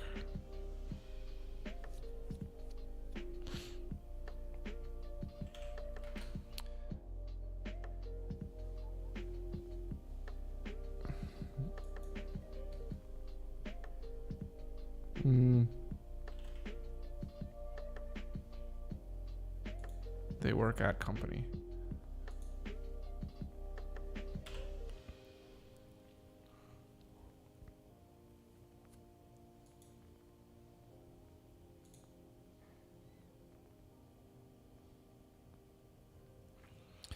Okay, you have received a new lead. Congrats on the great work. The lead name is, and they work at so-and-so. Continue. Test.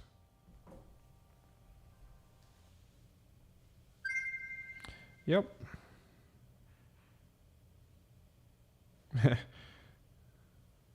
You have received a new lead. Congrats on the great work. The lead name is Odum, and they work at Pixel.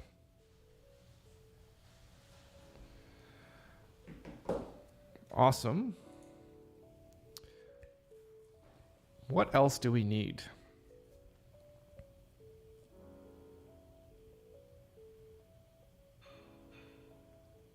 I feel like I might be missing something, but I don't know what that is. Let's take a look at the details here, what this looks like. Oh, this did not work at all.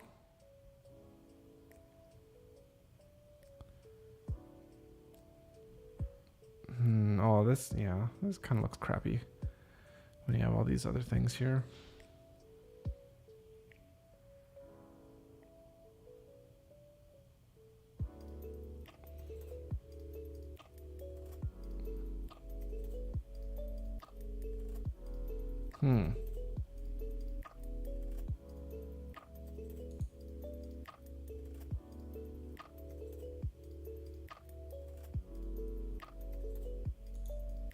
It's funny that this one is here. Why is this even here?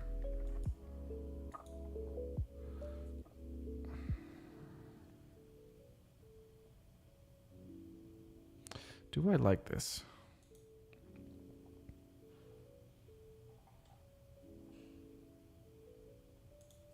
Let's go back here. So that didn't work. Oh, I didn't follow the description. What? I just copied the same thing. No wonder that didn't work.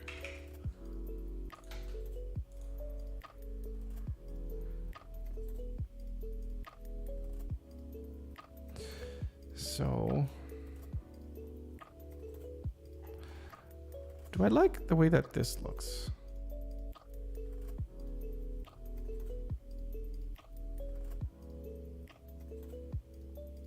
I don't like the way that looks. What can we do to make it look better?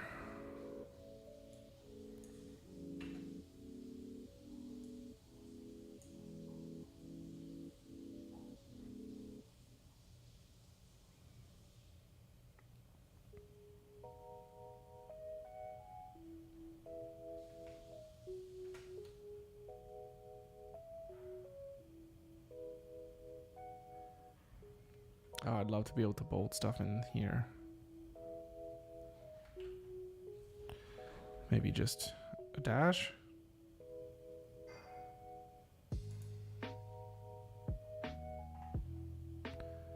All right.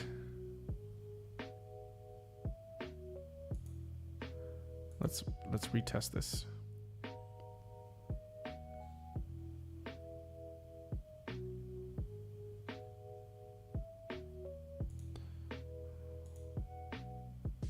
Okay, that's cleaner. I like that much better.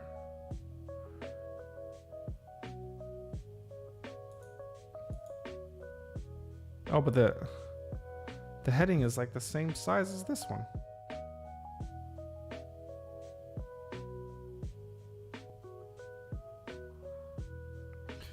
Huh.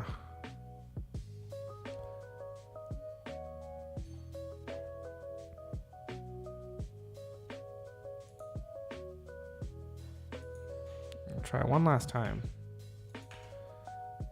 Otherwise, we'll just get rid of that.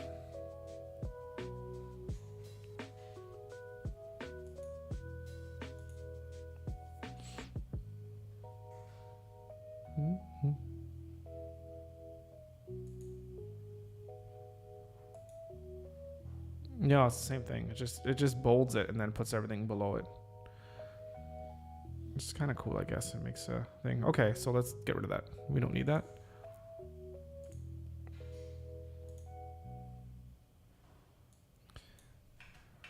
Don't need that. Don't need that.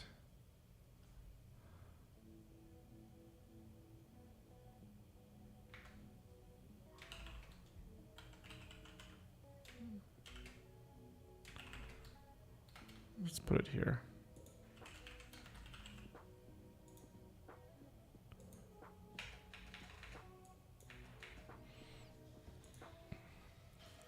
Okay.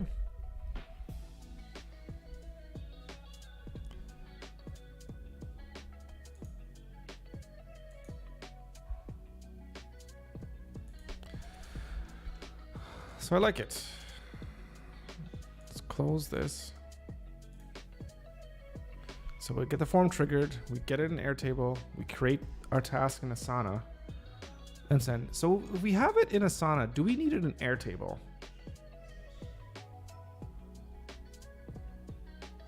I don't think we do, to be honest, because what I could do is I can create this in a leads. Okay. We don't need an untitled. Oh, okay. So we have this right here. I mean, we'll be able to move them along here, right? And not use like all these things here in Airtable. Here. Like quality of lead, send response, whatever. That could be in here in these sections, right? Sale part 1, part 2, part 3. Yeah, I think we're gonna do that. Let's just skip, like, don't overcomplicate things. And I think that's overcomplicating things. So let's just remove this one. Yeah, let's just remove it. Yeah, really. We don't need it. Why would I need that? Unless I want to share the data with anybody else. But I mean, the data is also in Webflow. Like, I mean, there's lots of places where the data is in, right? So I like that. That's good. Okay. And then we'll figure out exactly, like if we look here, you know, we're definitely going to have, what am I thinking of here?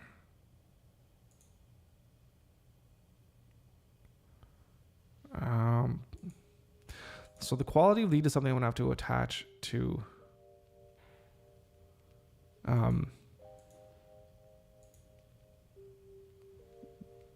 to each project. Okay, here, this is what I'm thinking of. So multi-select. So let's go quality of lead. It's not a multi, it's a single select. So low, medium, then high, low, medium, and high. I need a nice green. Oh my god, these colors. I need to have more colors. Create that.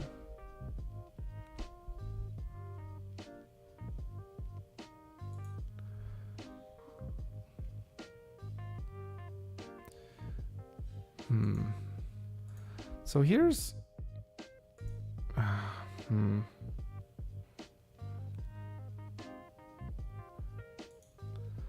wonder if I can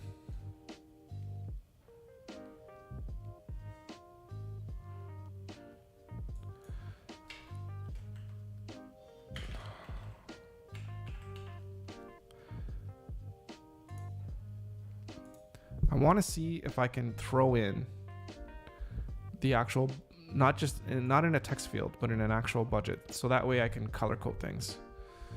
So let's go back to here. Set up action. We got to refresh here. All right. So budget.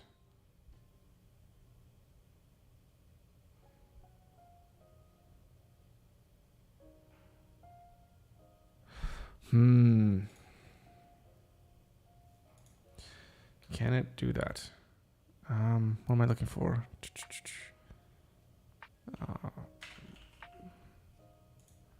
Is it going to accept it, or is it going to like fail? I think as long as they're equal, like the field is available, it's going to put it in. Let's test. Oh, what am I doing? Did that not retest? That's what I want to do. This might fail. But I think it'll be okay.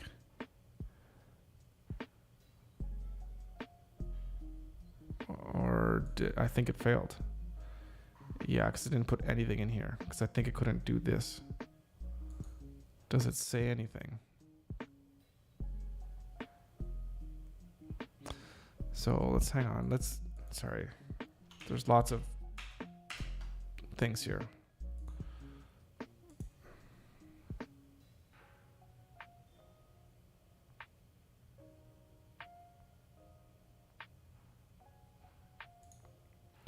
Yeah, as soon as it tries, it didn't do anything. It did the description and then it just pooped out on everything else.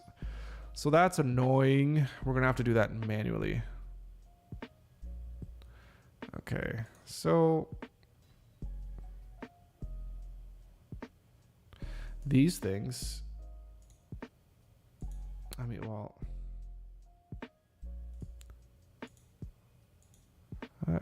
get rid of this filter. No filter. Clear. Apply.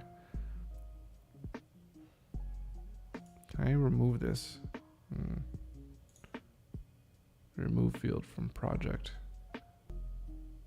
Can I edit the field? I can't change the type. Okay, so let's delete it.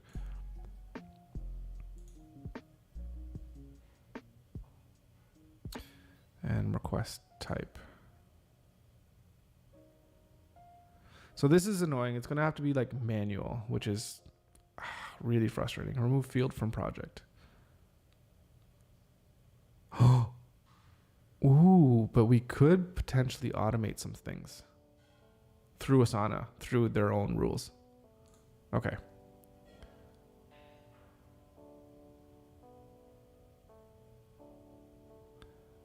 Okay.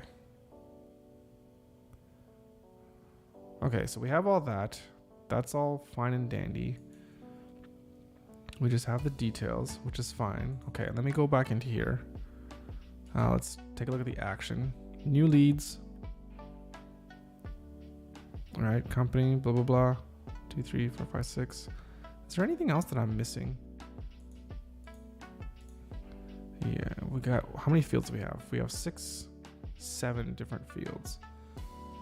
And here, we're doing 1, 2, 3, 4, 5, 6. The 7th one is the name, which we have here.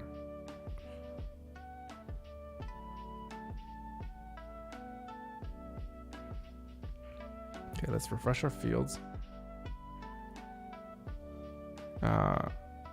Yes, remove these, please. And remove that because it's causing everything to fail.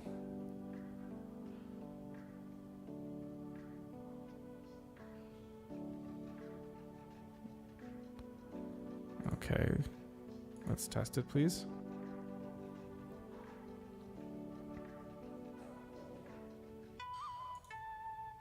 Okay. Project, sales funnels, new leads, email address. Ooh, it's linked. Oh, I could always do that. Okay. I mean, it's the same as this one, but we removed all that other excess crap. And Andrew's a collaborator. Cool. I think we're good. And then with this field, I mean, this is just gonna have to be manual like this, right?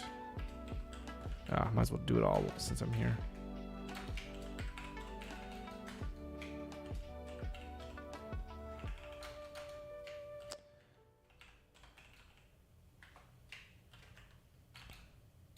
Oh. No, whoops. I think it's this, right? Nope, 250. And then 250 plus. Okay, so let's make this flow nicely in the colors. Okay.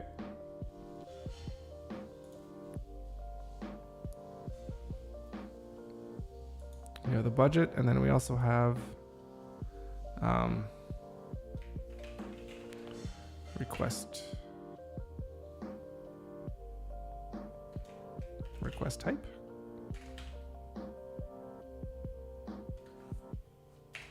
Maybe even just request for now. And what are they? Hey, let me just steal them.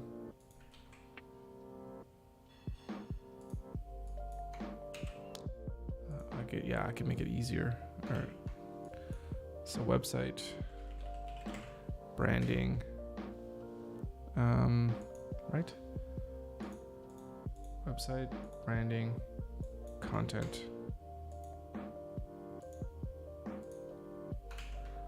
And then just a mix.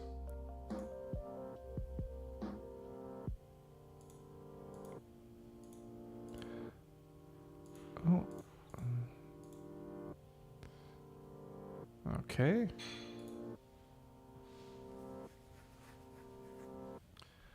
Perfect. So when a new lead comes in, we'll just have to put the quality lead, the budget, and the request.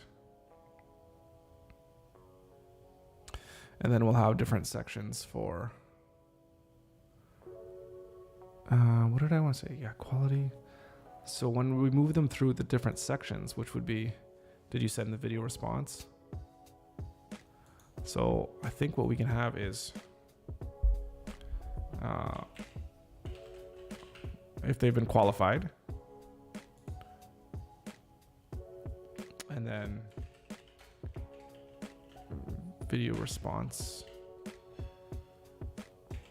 sent.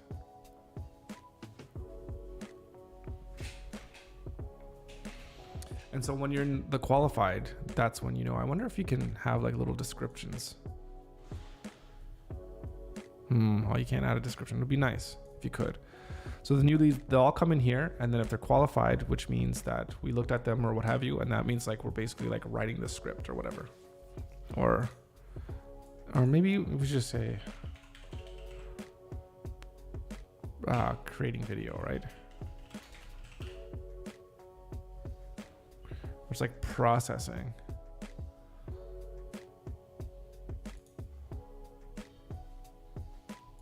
So if the call is scheduled, that's probably when we'll get a due date. And then quote sent, something like that.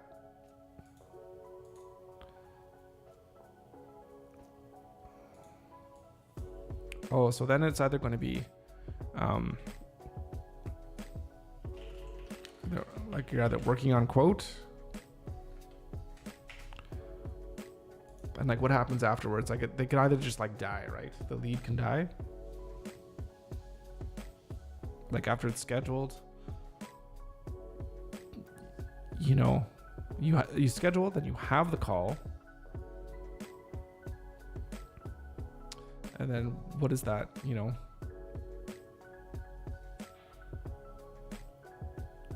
Yeah, well that so I don't know what to call this. I'm just gonna put this there for now. So there's no action, and then so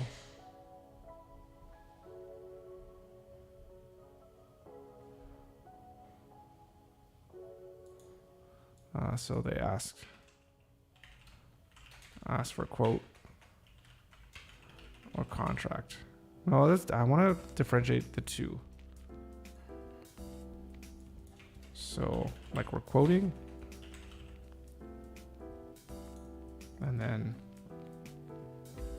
like contract, something like that. Anyways, I'll think a little bit more about this. If you have any ideas, let me know how we can kind of have this thing. Like there seems like there's a lot of steps. Like it'd be nice if like lead, blah, blah, like simple it down, simplify things, make it as simple as possible. That's what I want. But I like it. So is there anything else that needs to be done, right?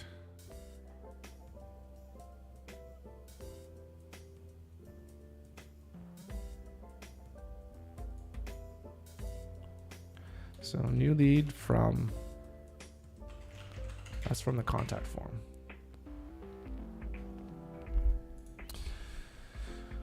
Oh. So we have the form, goes into Asana, gets a text message. Is there anything else that we need to do?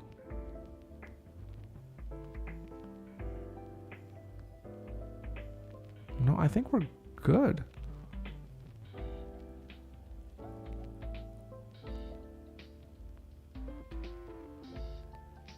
Yeah, I think we're good. Let's publish that. Publish and turn on.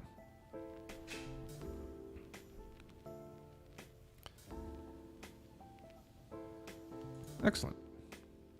So if we go back to our zaps that we have a new lead from contact and we have sent text of new subscriber. So let's go to our website here. And did I make it? I think I made some changes. So let's just publish this. And let's go to Pixel and let's fill this out. So let's do a different name. So Tim McDonald. Tim at mcdonald.com. That's probably an actual email. Or would it be McDonald's? Anyways, I work at McDonald, I guess. What can you help me with? I need a membership. Hi. I'm just testing but it would be great if I could also get, I don't know, a Big Mac. Is that how you spell Big Mac? I don't know. I don't eat McDonald's. What's my timeline? Let's just say I want this by April 25th, 2023. And at McDonald's, I have a lot of money. Actually, let's just do something like this. And this button should be bigger. All right, send. Message received. Thank you for reaching out. We look forward to connecting. Someone from our team is going to read your message and get back to you with the next steps as soon as possible. Well, obviously, they're going to read the message. I just got a text message. Have a great rest of your day and talk soon. Yeah, so I don't want to report that as spam. So if you look real quick here, it'll show up in the chain. Come on, focus. There we go. So that's a text message that I just got from the field, the form fields.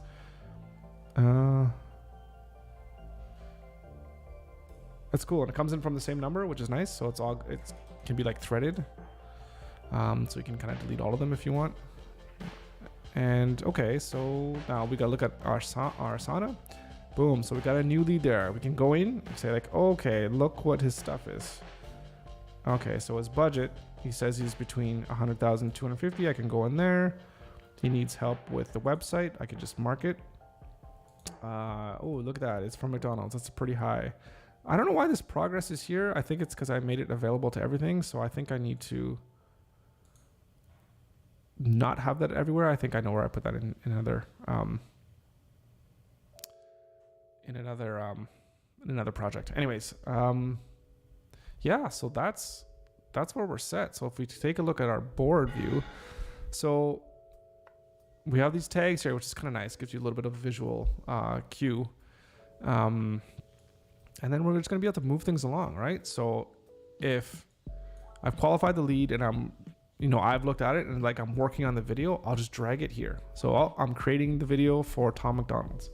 And when it's sent, video response sent. So now it's going to be on their plate to schedule a call. They schedule a call, great, it's on here. And then it's probably going to get a date. Oh, well, the call is going to be on this day and at, it's going to be at 2 p.m. Right? Oop. So maybe that's the call date. So I can have that kind of in my calendar. And then after we have the call, it can either be, oh, they want a quote. Okay, so we got to make them a quote. Or they just want us to send the contract. We did awesome. So we put it in the contract. They're like, oh, well, we're just kind of waiting on them, right? Because they're not sure what they want to do. And that's how we move them through. I think that'll work. Oh my God, I'm so sorry. I did the whole thing here and you guys didn't even see. So basically, just as I was talking, I was just putting things through and how we're going to be moving through the different buckets here, depending on where we are in the pipeline, right? And then when it was call schedule, I was like, oh, when the call is scheduled, we can actually put the details in here so that we know, when the call is going to go. And then when it's past that time, like, so say it was in the past, what was the past? It's red. We can just get rid of it. Clear all. And then we could go back to like, oh, well, they're in the quoting phase and like, oh, we had the call and they're like, you know what, we're just going to think about it and we'll get back to you. And we could put it here. And then what we can do in here, we can add comments. It's like, oh, well, they said they need to go talk to their boss and they don't know if they want to pay, blah, blah, blah, blah. And then all that information on every single client and lead is all going to be right here within our Asana. Is this the best system to use? I know there's actual like CRMs that can use this. I guess Salesforce, whatever. I don't know. I don't have time to use these really big complex softwares. I don't think it's necessary. I think something simple like this is going to do wonders. And this, you can do this all for free. Like Asana, you can have this for free. I have a paid version because I like a few of the extra features that they give. Most notably being able to create teams on the sidebar here. But Zapier, I think you even have a free account.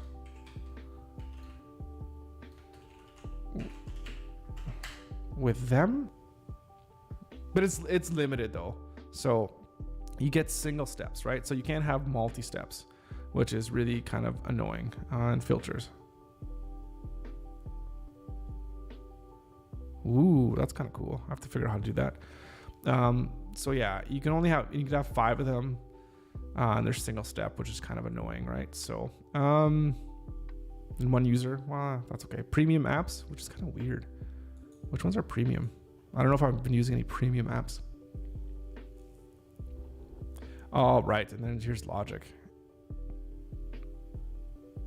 That would be cool. So this is what I would need logic for, where I could say, oh, what was the price range that the client selected in the drop-down menu? And depending on that, then you could put them in, high quality or low quality or whatever, or put them in different starting points within the funnel, potentially anyways, right? If that's something that I wanted to do, which might not be for this, but anyways, it's just something that you can do.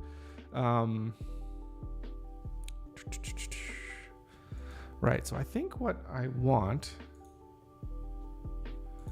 is this is required. This is required. I'm going to make this required too, because I put that, like it's in the form, like it's in the Zap here, like it's like name and then like where they work, right? So they need to put in where they work. It's like, what company do you work for? What business do you own, right? So they should have something. In fact, like everything's required basically. The timeline is not. They need to tell me what they want. So that's required too.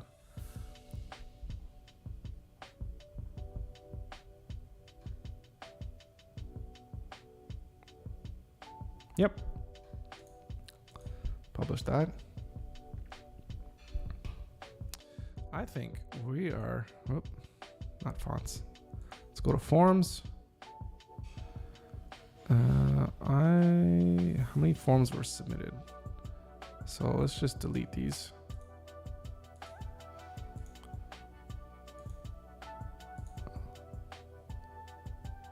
Oh, it even shows the email form submissions.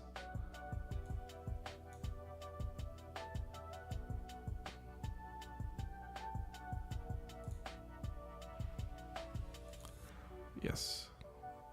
Delete all entries forever.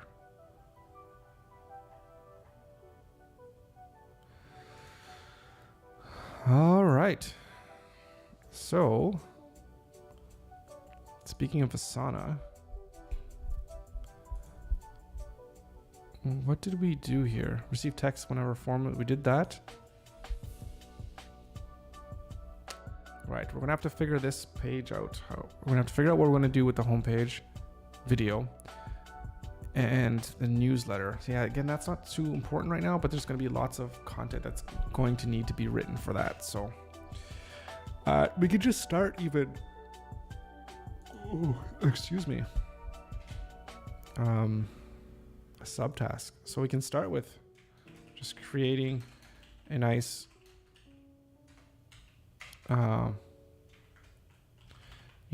plain welcome email just to start, right? So we can do that, and maybe we can do that by Friday, so that way it's just something, right? So somebody does sign up right now, we don't want to, especially if the site's live, we don't want them to not get anything, right? So we can start that, and then we could dive deeper into the rest later. So what else do we need to do? So I'm happy with the website. I'm not happy with this, though. Let me just look at this real quickly.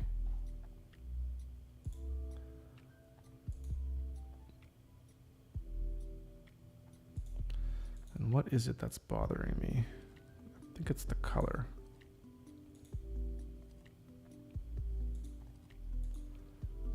Yeah, the blue is used very sparingly in here.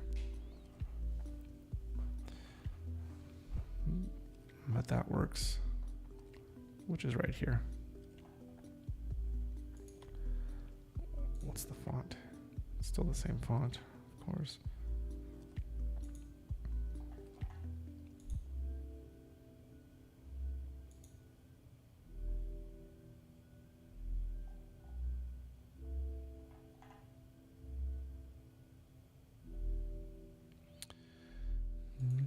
Mm-hmm.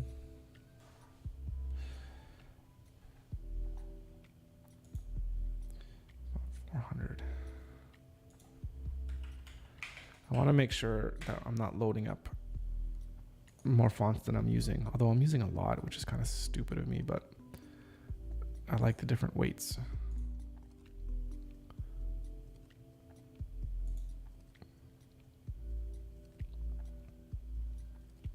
We're not using this one. We're not using this one. We're using light. Yeah, medium. Well, yeah, we're using all those. We're not using this one. Save changes.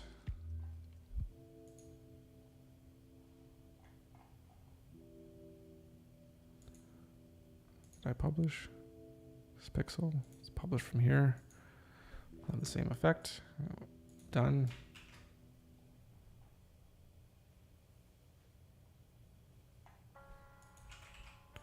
Good color there.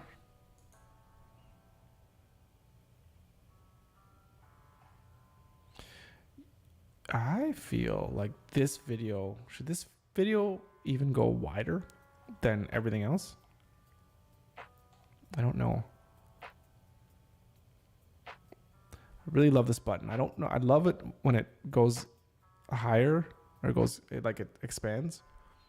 And I love the colors. I love that the pink and yellow. I know, it's fantastic. It's too bad the way I had it before was too no name brandy.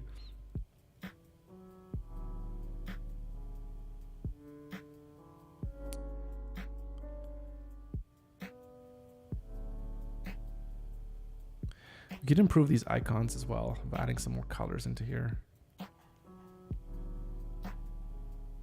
Little details.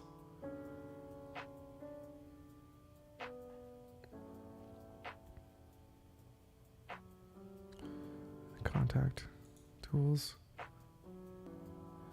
Yeah, I think everything is looking good. Does this actually have a link? Yeah, it does link to my YouTube.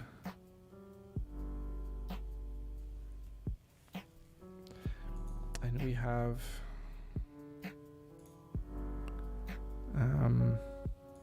yeah, I want to look at the form. And again, just to double check success. Error. Oh, something went wrong.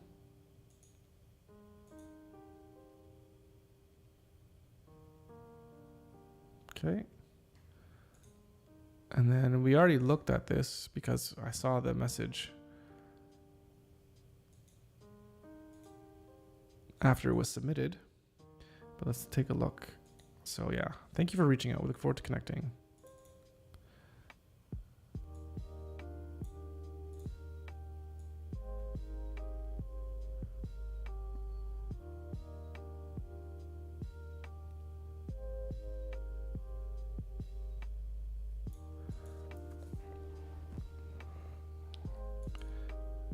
Thank you.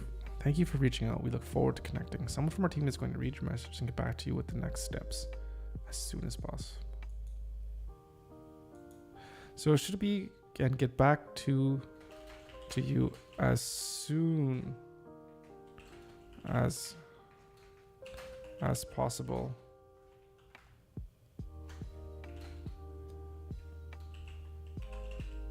To discuss the next steps.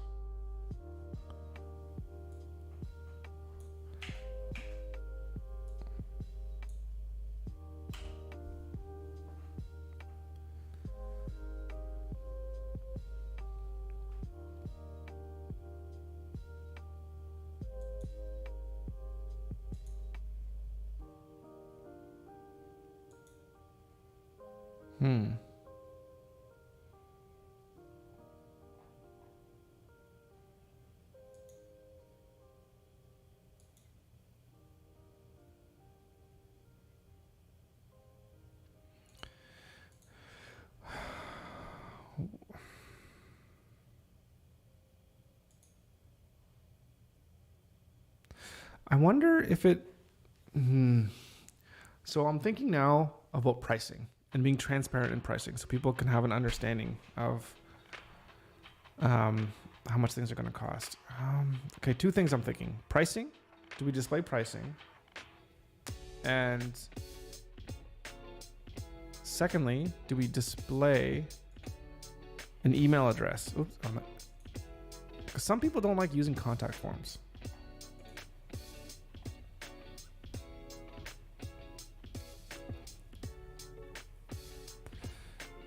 I could say, you know,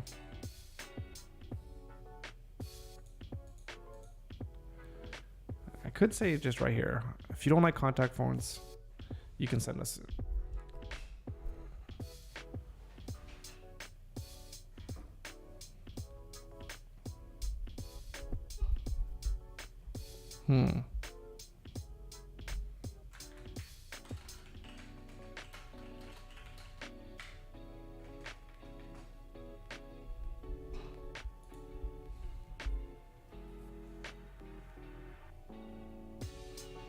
Yeah, what can I put? You don't want to put it below.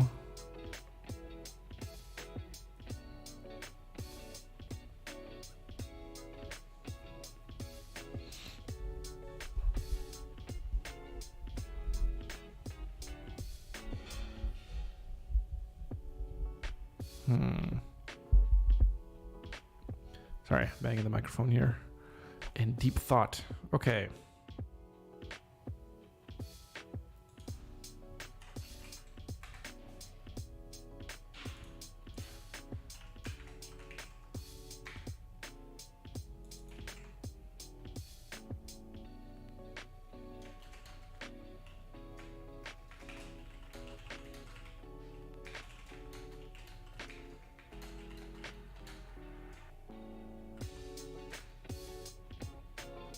Hmm.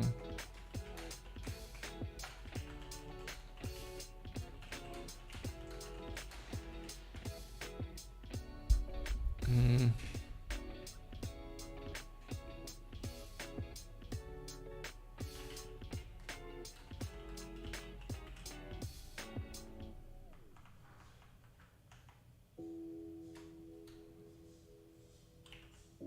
Should it be something like this?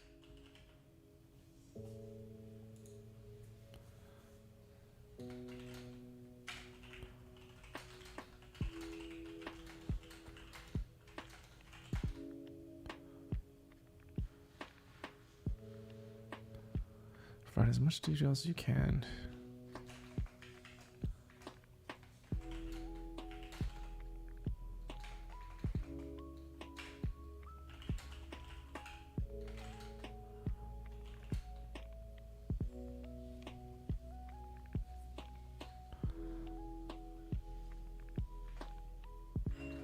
Don't like forms, no problem. Just send us an email at hello@pixel.ca.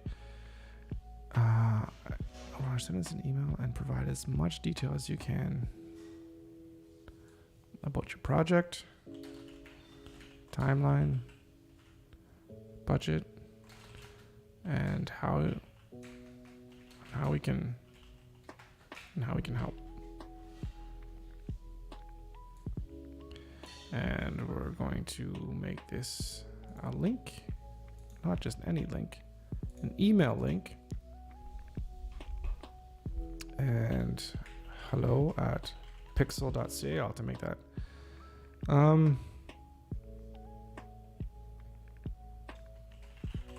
Project inquiry.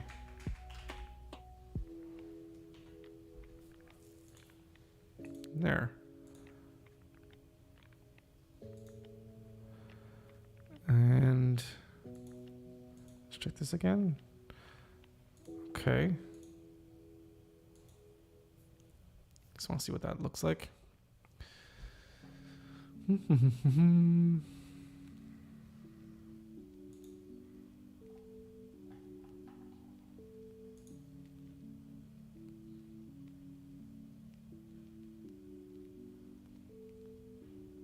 Looks like the animation doesn't, hard to tell. Okay, anyways, so just send us an email. So I need an email address. I think I should be able to create an alias. Let me see. Let's go to Pixel and account settings. So this is Hey, one of the other tools that I love. So let's go to manage extensions. Let's add an extension. This is hello. Who should get it? I should get one. And Andrea should get one. Oh, that's cool.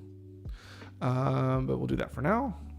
And we're going to add this extension. Beauty. There you go. And that doesn't cost any extra money or anything like that too. So that's really slick. Some places you're gonna have to pay for that. So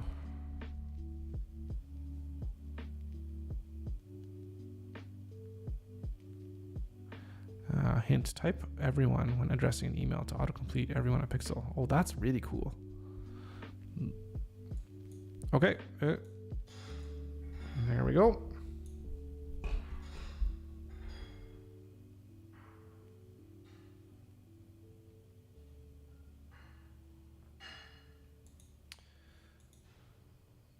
All right. What else do we need to do? Oh, right. Pricing.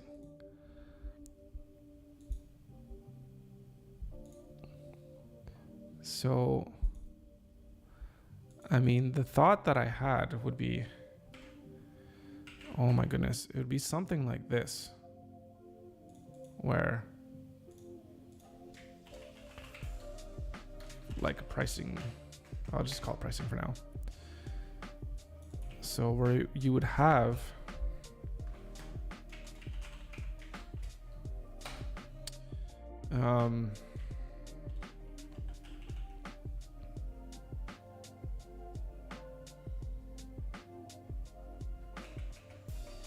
So something like this.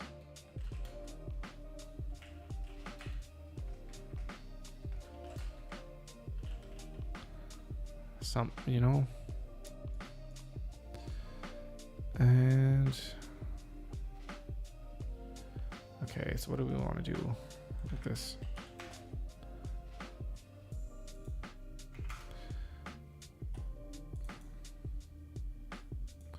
And then we'll bold this.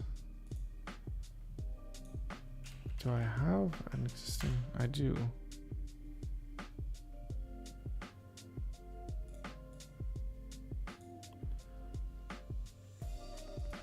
The whole color of this. Let's make maybe let's make it blue. And 1.3. What size is this? We should make it the same size. That's 1.2. It's the line height. 1.3. 1.3.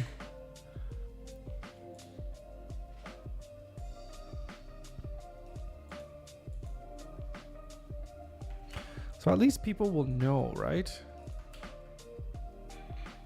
Oop.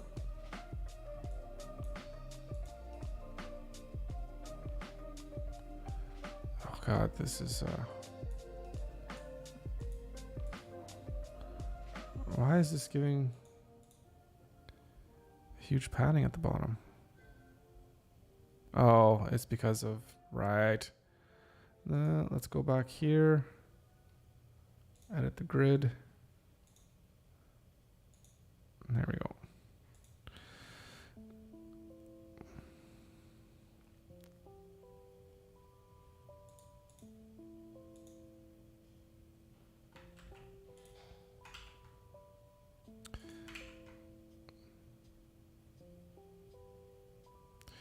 So this totally depends on what the hell it is that they want. I'm just throwing out some numbers here. So video production. So it really depends on what they want.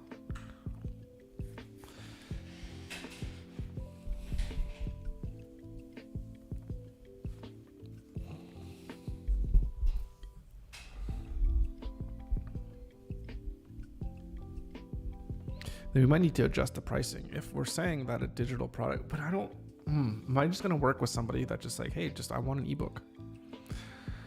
Oh God, that's a good question.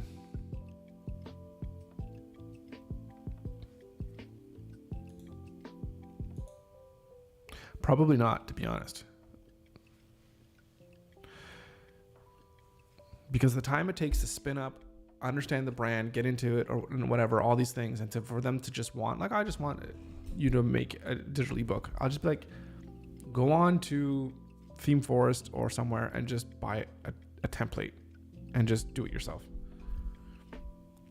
Because to think about a brand and to think about all these different things, that's where there's a lot of, I guess, I don't know, hidden costs, I guess you could say, associated with what it takes to actually do something that resonates really, really well with your brand and your audience. Yeah. So,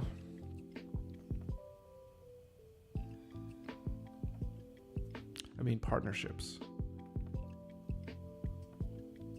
I mean, is this funny?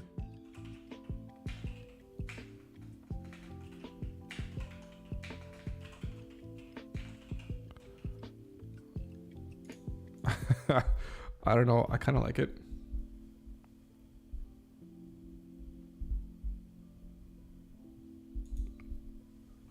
I like that. Yeah. Okay. Something that create target audience. Our specialties include creating online courses, video podcasts, promotions, and how-to videos. Yeah. So that starts at 5,000.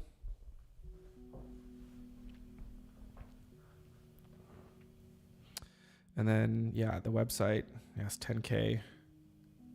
And a digital product, depending on what you want. Yep.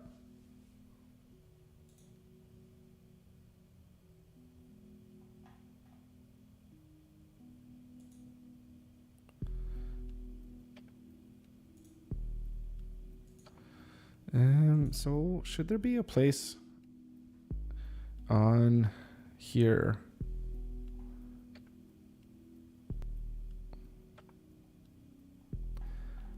where it's like, well, it's okay, so how much does this stuff cost?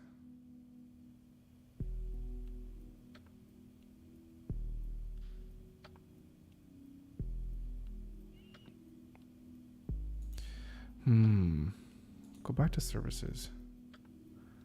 Yeah, 1, 2, 3, 4. I feel like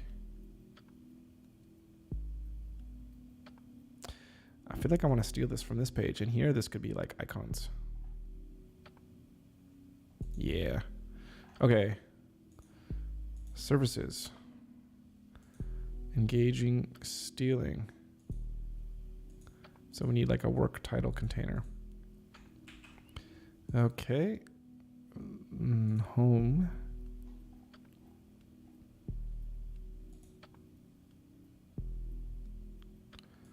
So I think the work title container. Is the description before or after? Or the decoration, I should say. Work decoration, then the container. Okay. So services. Go back home. Right.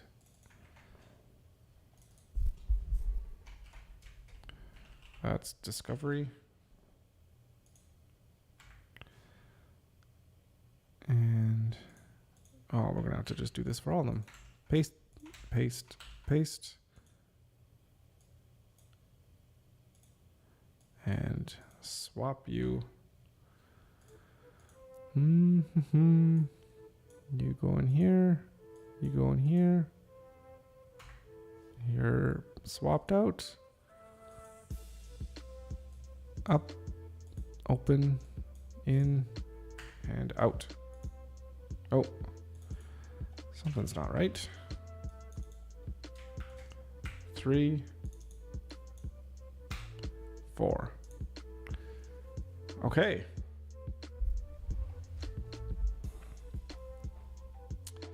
So we have that. How can I differentiate these though? Like I like these colors here. Is this too much?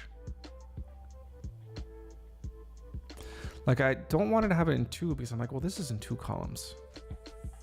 Below. And then if I make this 3 columns, then this is 3 columns. I can't win.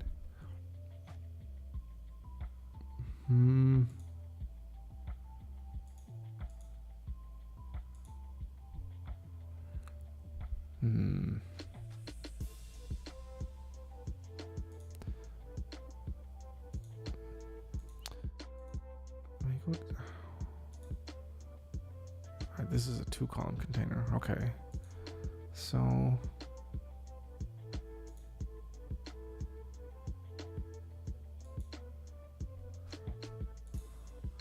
how does this look though?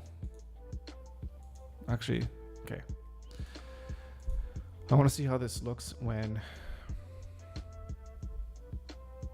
I shrink the screen size. So let's go here. I think that's going to be the same. All right.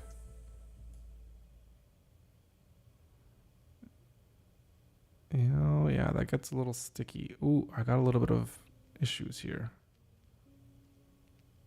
Oh, that's interesting. I'm gonna have to fix that.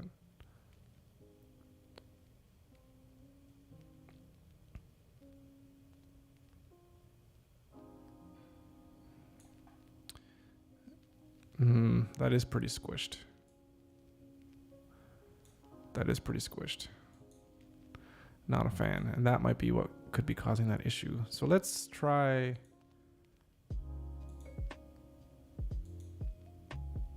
Ugh. It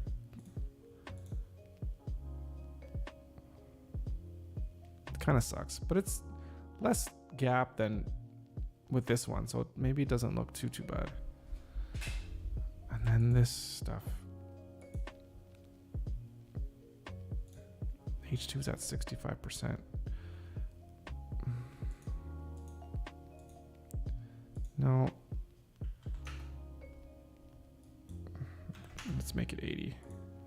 Yeah, that looks a little bit better. And then at, oh.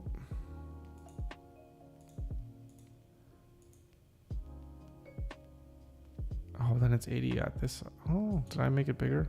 I did, eh? Interesting. Okay, well, let's just.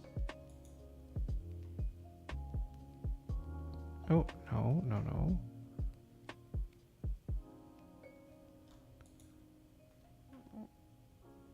Oh, right, this is that. No, not pixels. Here's where I wanted to keep it the same. No. 100. In fact, let's just put it at 100 here. And then don't need to add that. Okay. Republish.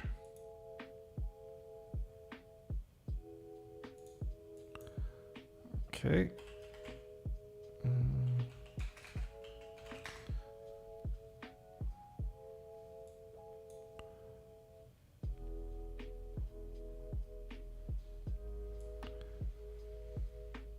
No, we don't. Oh, we have that slight issue where something's not moving. But that's okay. I don't mind that. I'll live with that.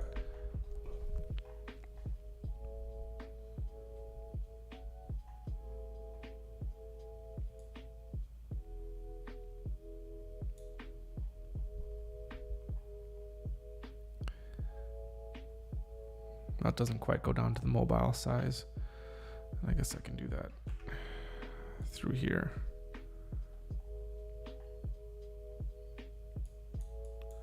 I can see I got a problem with this about pixel thing here.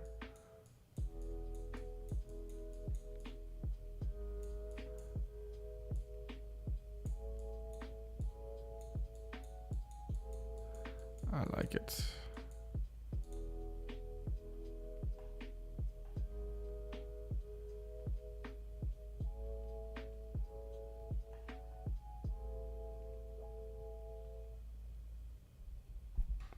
Should be like starting at or 10,000 and above. I think starting at maybe sounds a little bit better.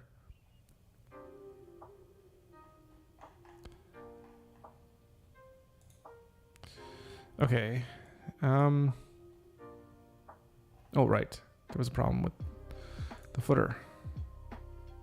Let's see what we can find out there.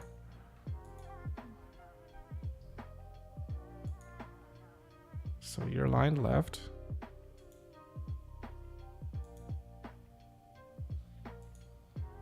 So what's happening here?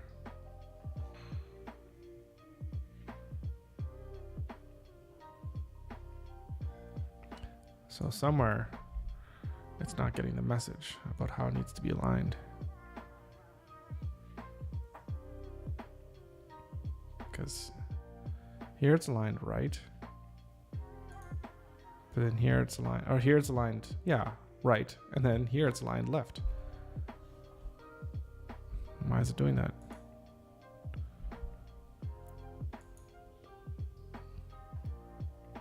I don't know.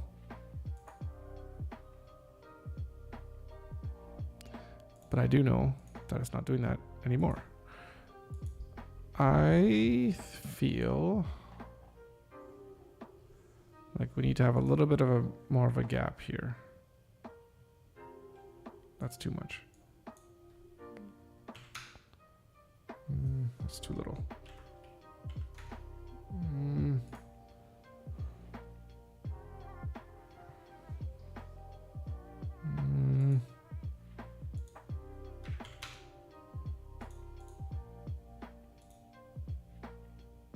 Good.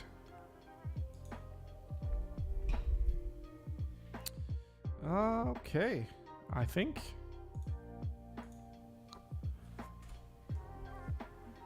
we're looking good. Checking up on the phone here. Things we do. It's looking smooth. Yeah, that's a little bit better on the footer. Just a little bit of Just like a tad extra space.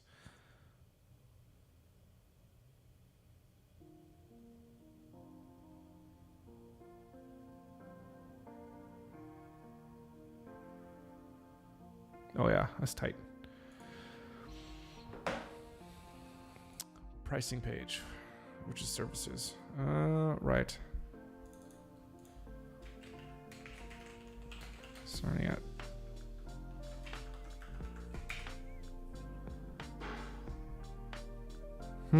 what's better? Pricing. Oh, let's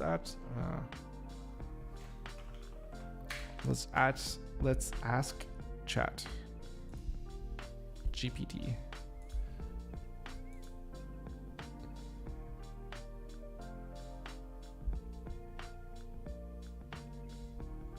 Okay. Get this. What the hell?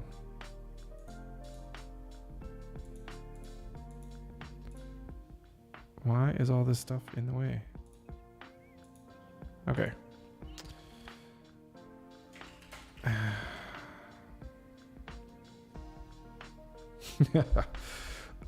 We can't be rude. We mustn't be rude. Okay. What do I want to ask it? Okay. I'm trying to determine how best to write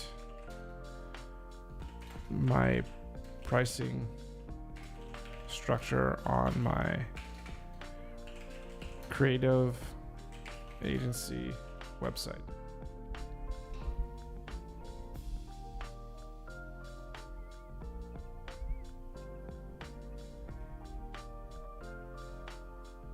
Oh my, it's going to town. Be transparent, use simple language, highlight your value.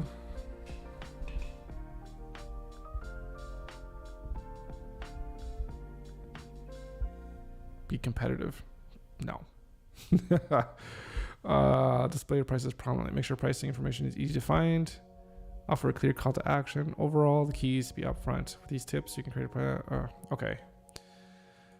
Fair enough. But what I'm trying to ask is,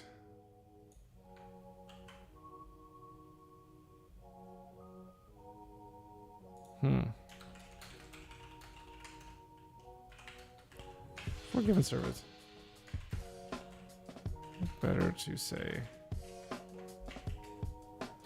or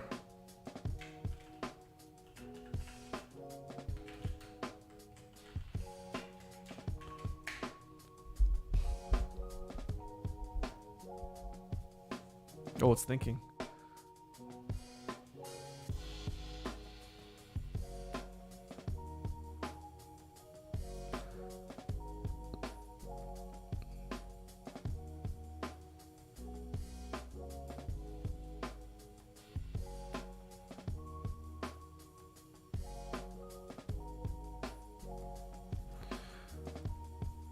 Look at the insights, eh?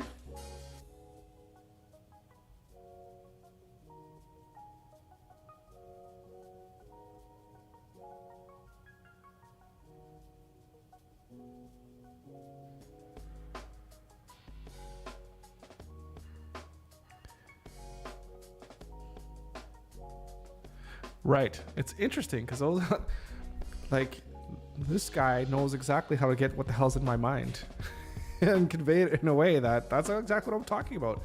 What are the differences between the two? So, and he's totally right. It depends on the market and who the hell it is you're trying to, how you're trying to reach. For me, I mean, obviously I want to reach like a premium, level of client, right?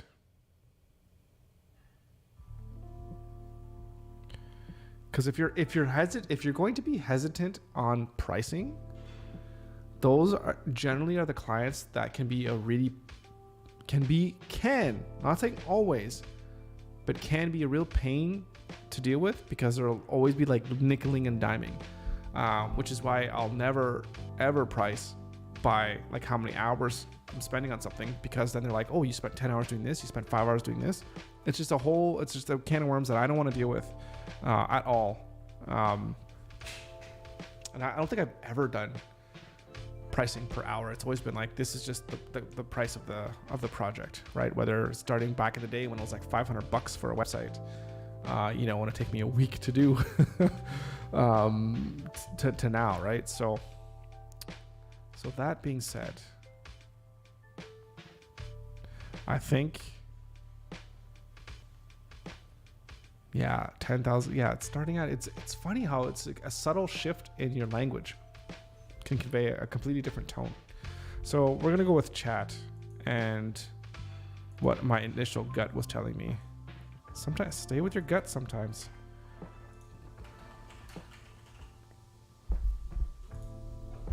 All right.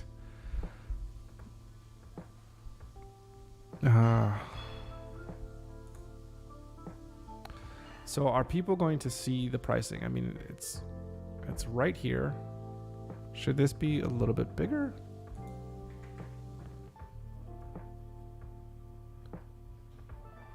No, I don't think so. I think it's fine like this.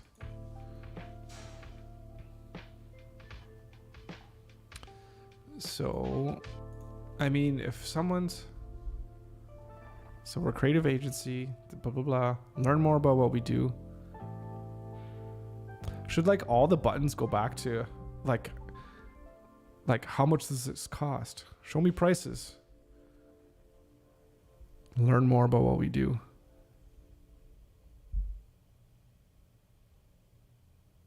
Let's chat, no strings attached. I should have that on the services page, right? Pretty sure I do. Want to learn how we can work together?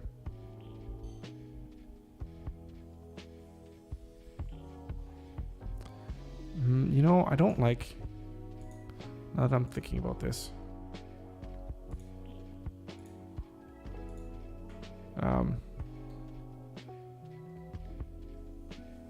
Oh shit, what did I have in my mind?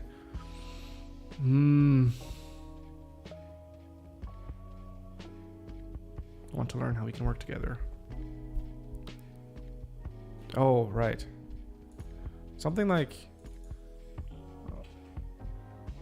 oh, no. I need to do it here.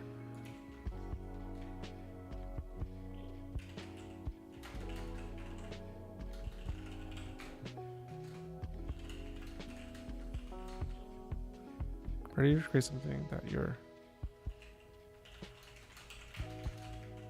Ready to create something that customers are going to love? That's what we're talking about. And then...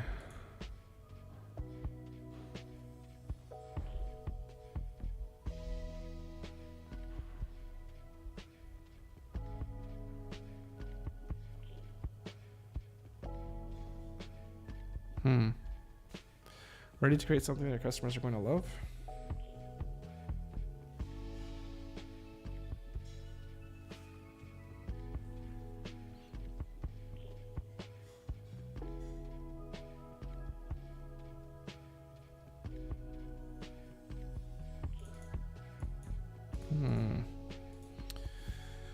What can we say here?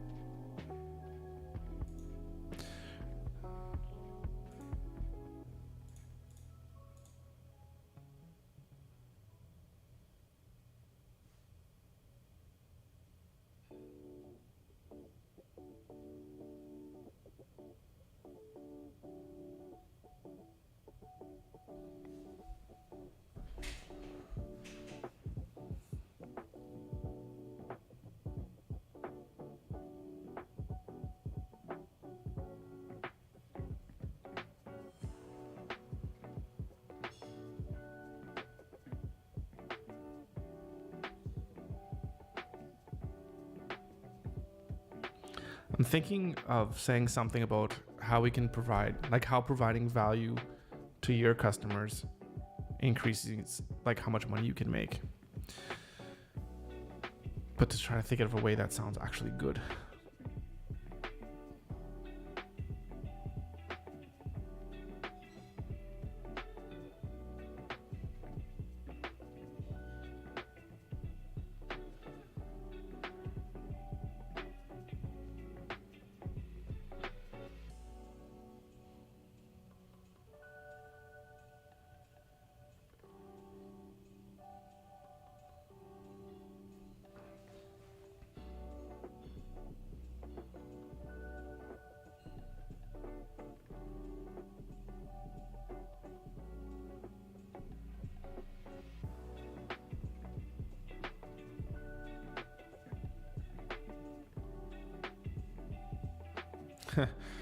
Just think of like, oh, ready to delight your members. It's like, we want to delight our customers, which is you, so you can delight your customers. It's like delighting inception. The customers within the customers.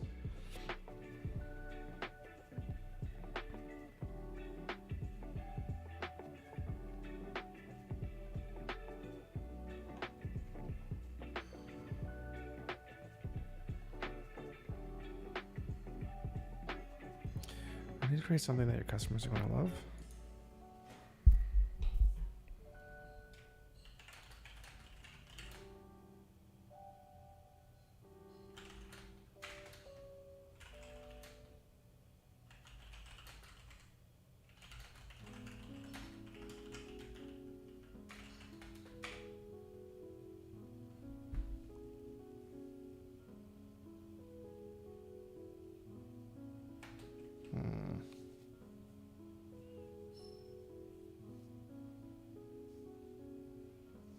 No.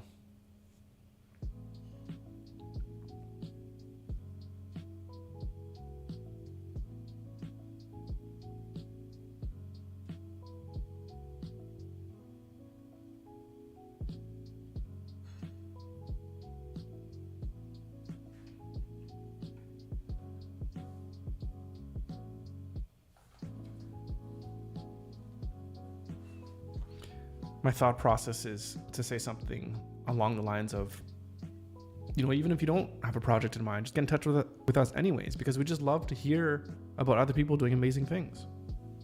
But that's not really the tone that I'm trying to go on this page. I mean, this is like, hey, this is all the stuff that we offer. Let's get it done, right? Downgradement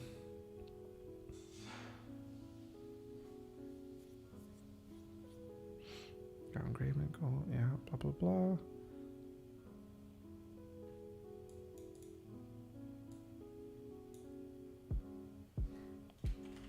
It's on something. Oh, I can't. Don't.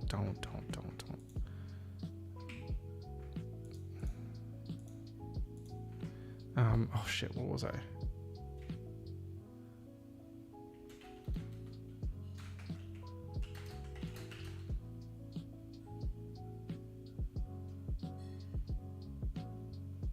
Oh shit, I had something. Oh my goodness, and I just lost it. It was good.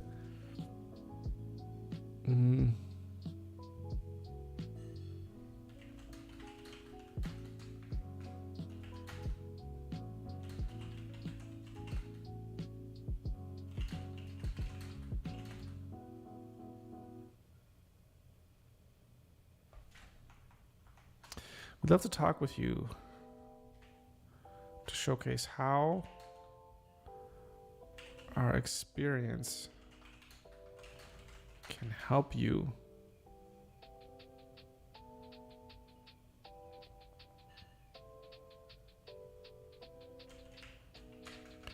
grow your membership community. Obviously, like beyond what you thought was possible, but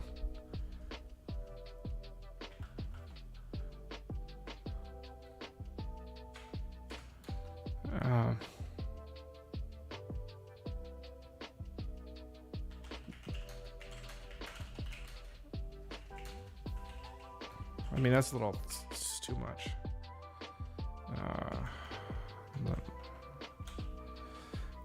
We'd love to talk with you to showcase how our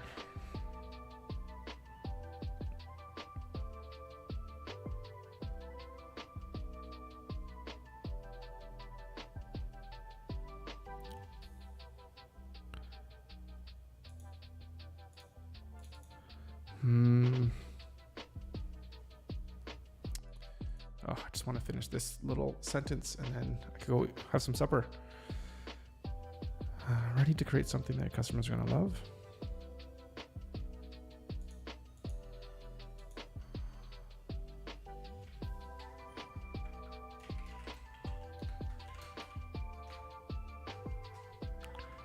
So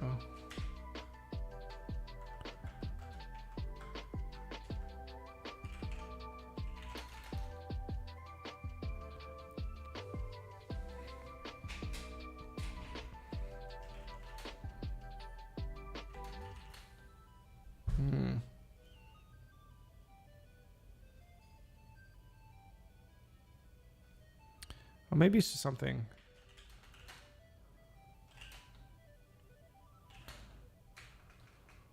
So let's put this down before I forget. Leveraging help you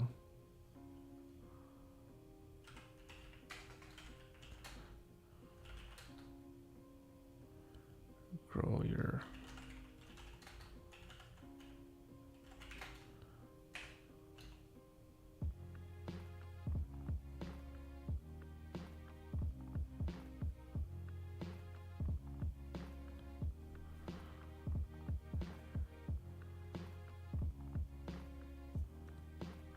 even just something simple like that. Like find out how our experience can help you grow. I mean, that's what we do. This is what we do. So we have experience. Why not use it, right?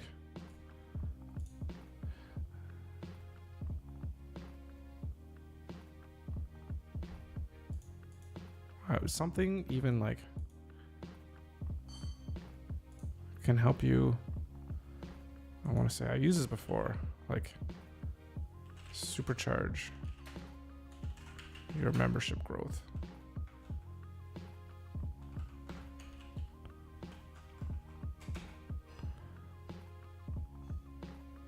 Yeah, let's chat. No strings attached.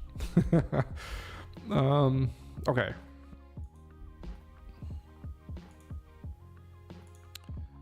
One thing, first things first though. This is also heading H2.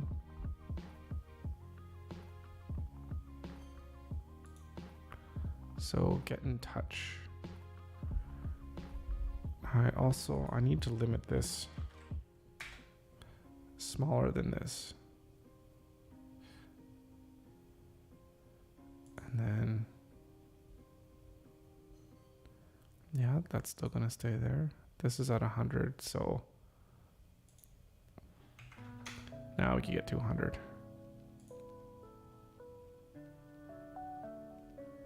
Yeah. Perfect. So services, find out how our experience goes. Yeah, okay. Home. Ready to turn what ifs into reality. Our mission to help you build a thrive filled with amazing people. Let's chat. And then tools. There's more. Ooh, yeah, this one looks a little bit strange, but not much we can do about that. There's more than one way to build a membership website. Oh, this is just too verbose.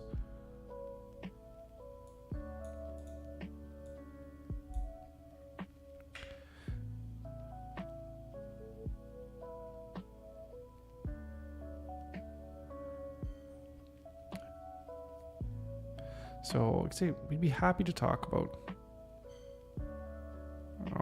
So even we'd love to talk to you about how you can use these tools. Yeah.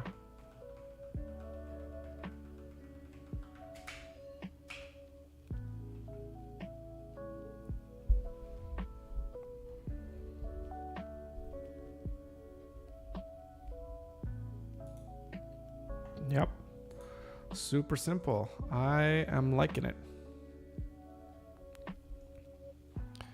Okay, so I think we got the most of what we wanted to get done on this stream. Done. So we got our Zaps done. So we have our beginning of our sales funnel done. We got part of our email marketing done. So some more work to do, some more boringer work to do when we got to design our newsletters with MailChimp. If you're interested in looking and seeing that, then let me know and I could do that on camera, but I'll probably just do that off camera unless anyone tells me otherwise. Yeah, we're good to go. We got to figure out the Friday. What are we going to do tomorrow? I don't know. We got to figure out the script and we got to maybe plan out our shoot. And then, so we go ahead and shoot this on the weekend, shoot and edit, and then hopefully have a new video to go on our homepage by Monday. That would be super sick if we can do that. Yeah, to do that. And then we just figure out a little bit of the whole sales process, see if we can nail that down and then go from there. So yeah, that's what we'll do for tomorrow. Okay, time for supper. Thank you so much for watching. 3 hours. That's quite a lot of time. I need to stretch. I really need to figure out how I could get up and stretch out during these streams.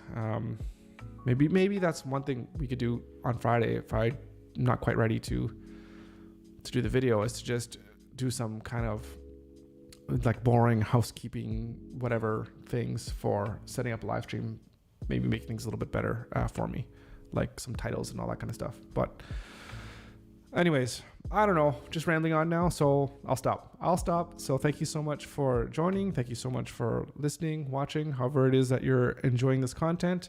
And I hope you do enjoy it. I hope that you get something out of it. And if not, hey, maybe you can just turn this on and just, do your work and side by side along with me. And together we can be there at the finish line of $1 million. That is going to be something. Can't wait for it. All right, guys. Thanks for tuning in, and we'll see you tomorrow.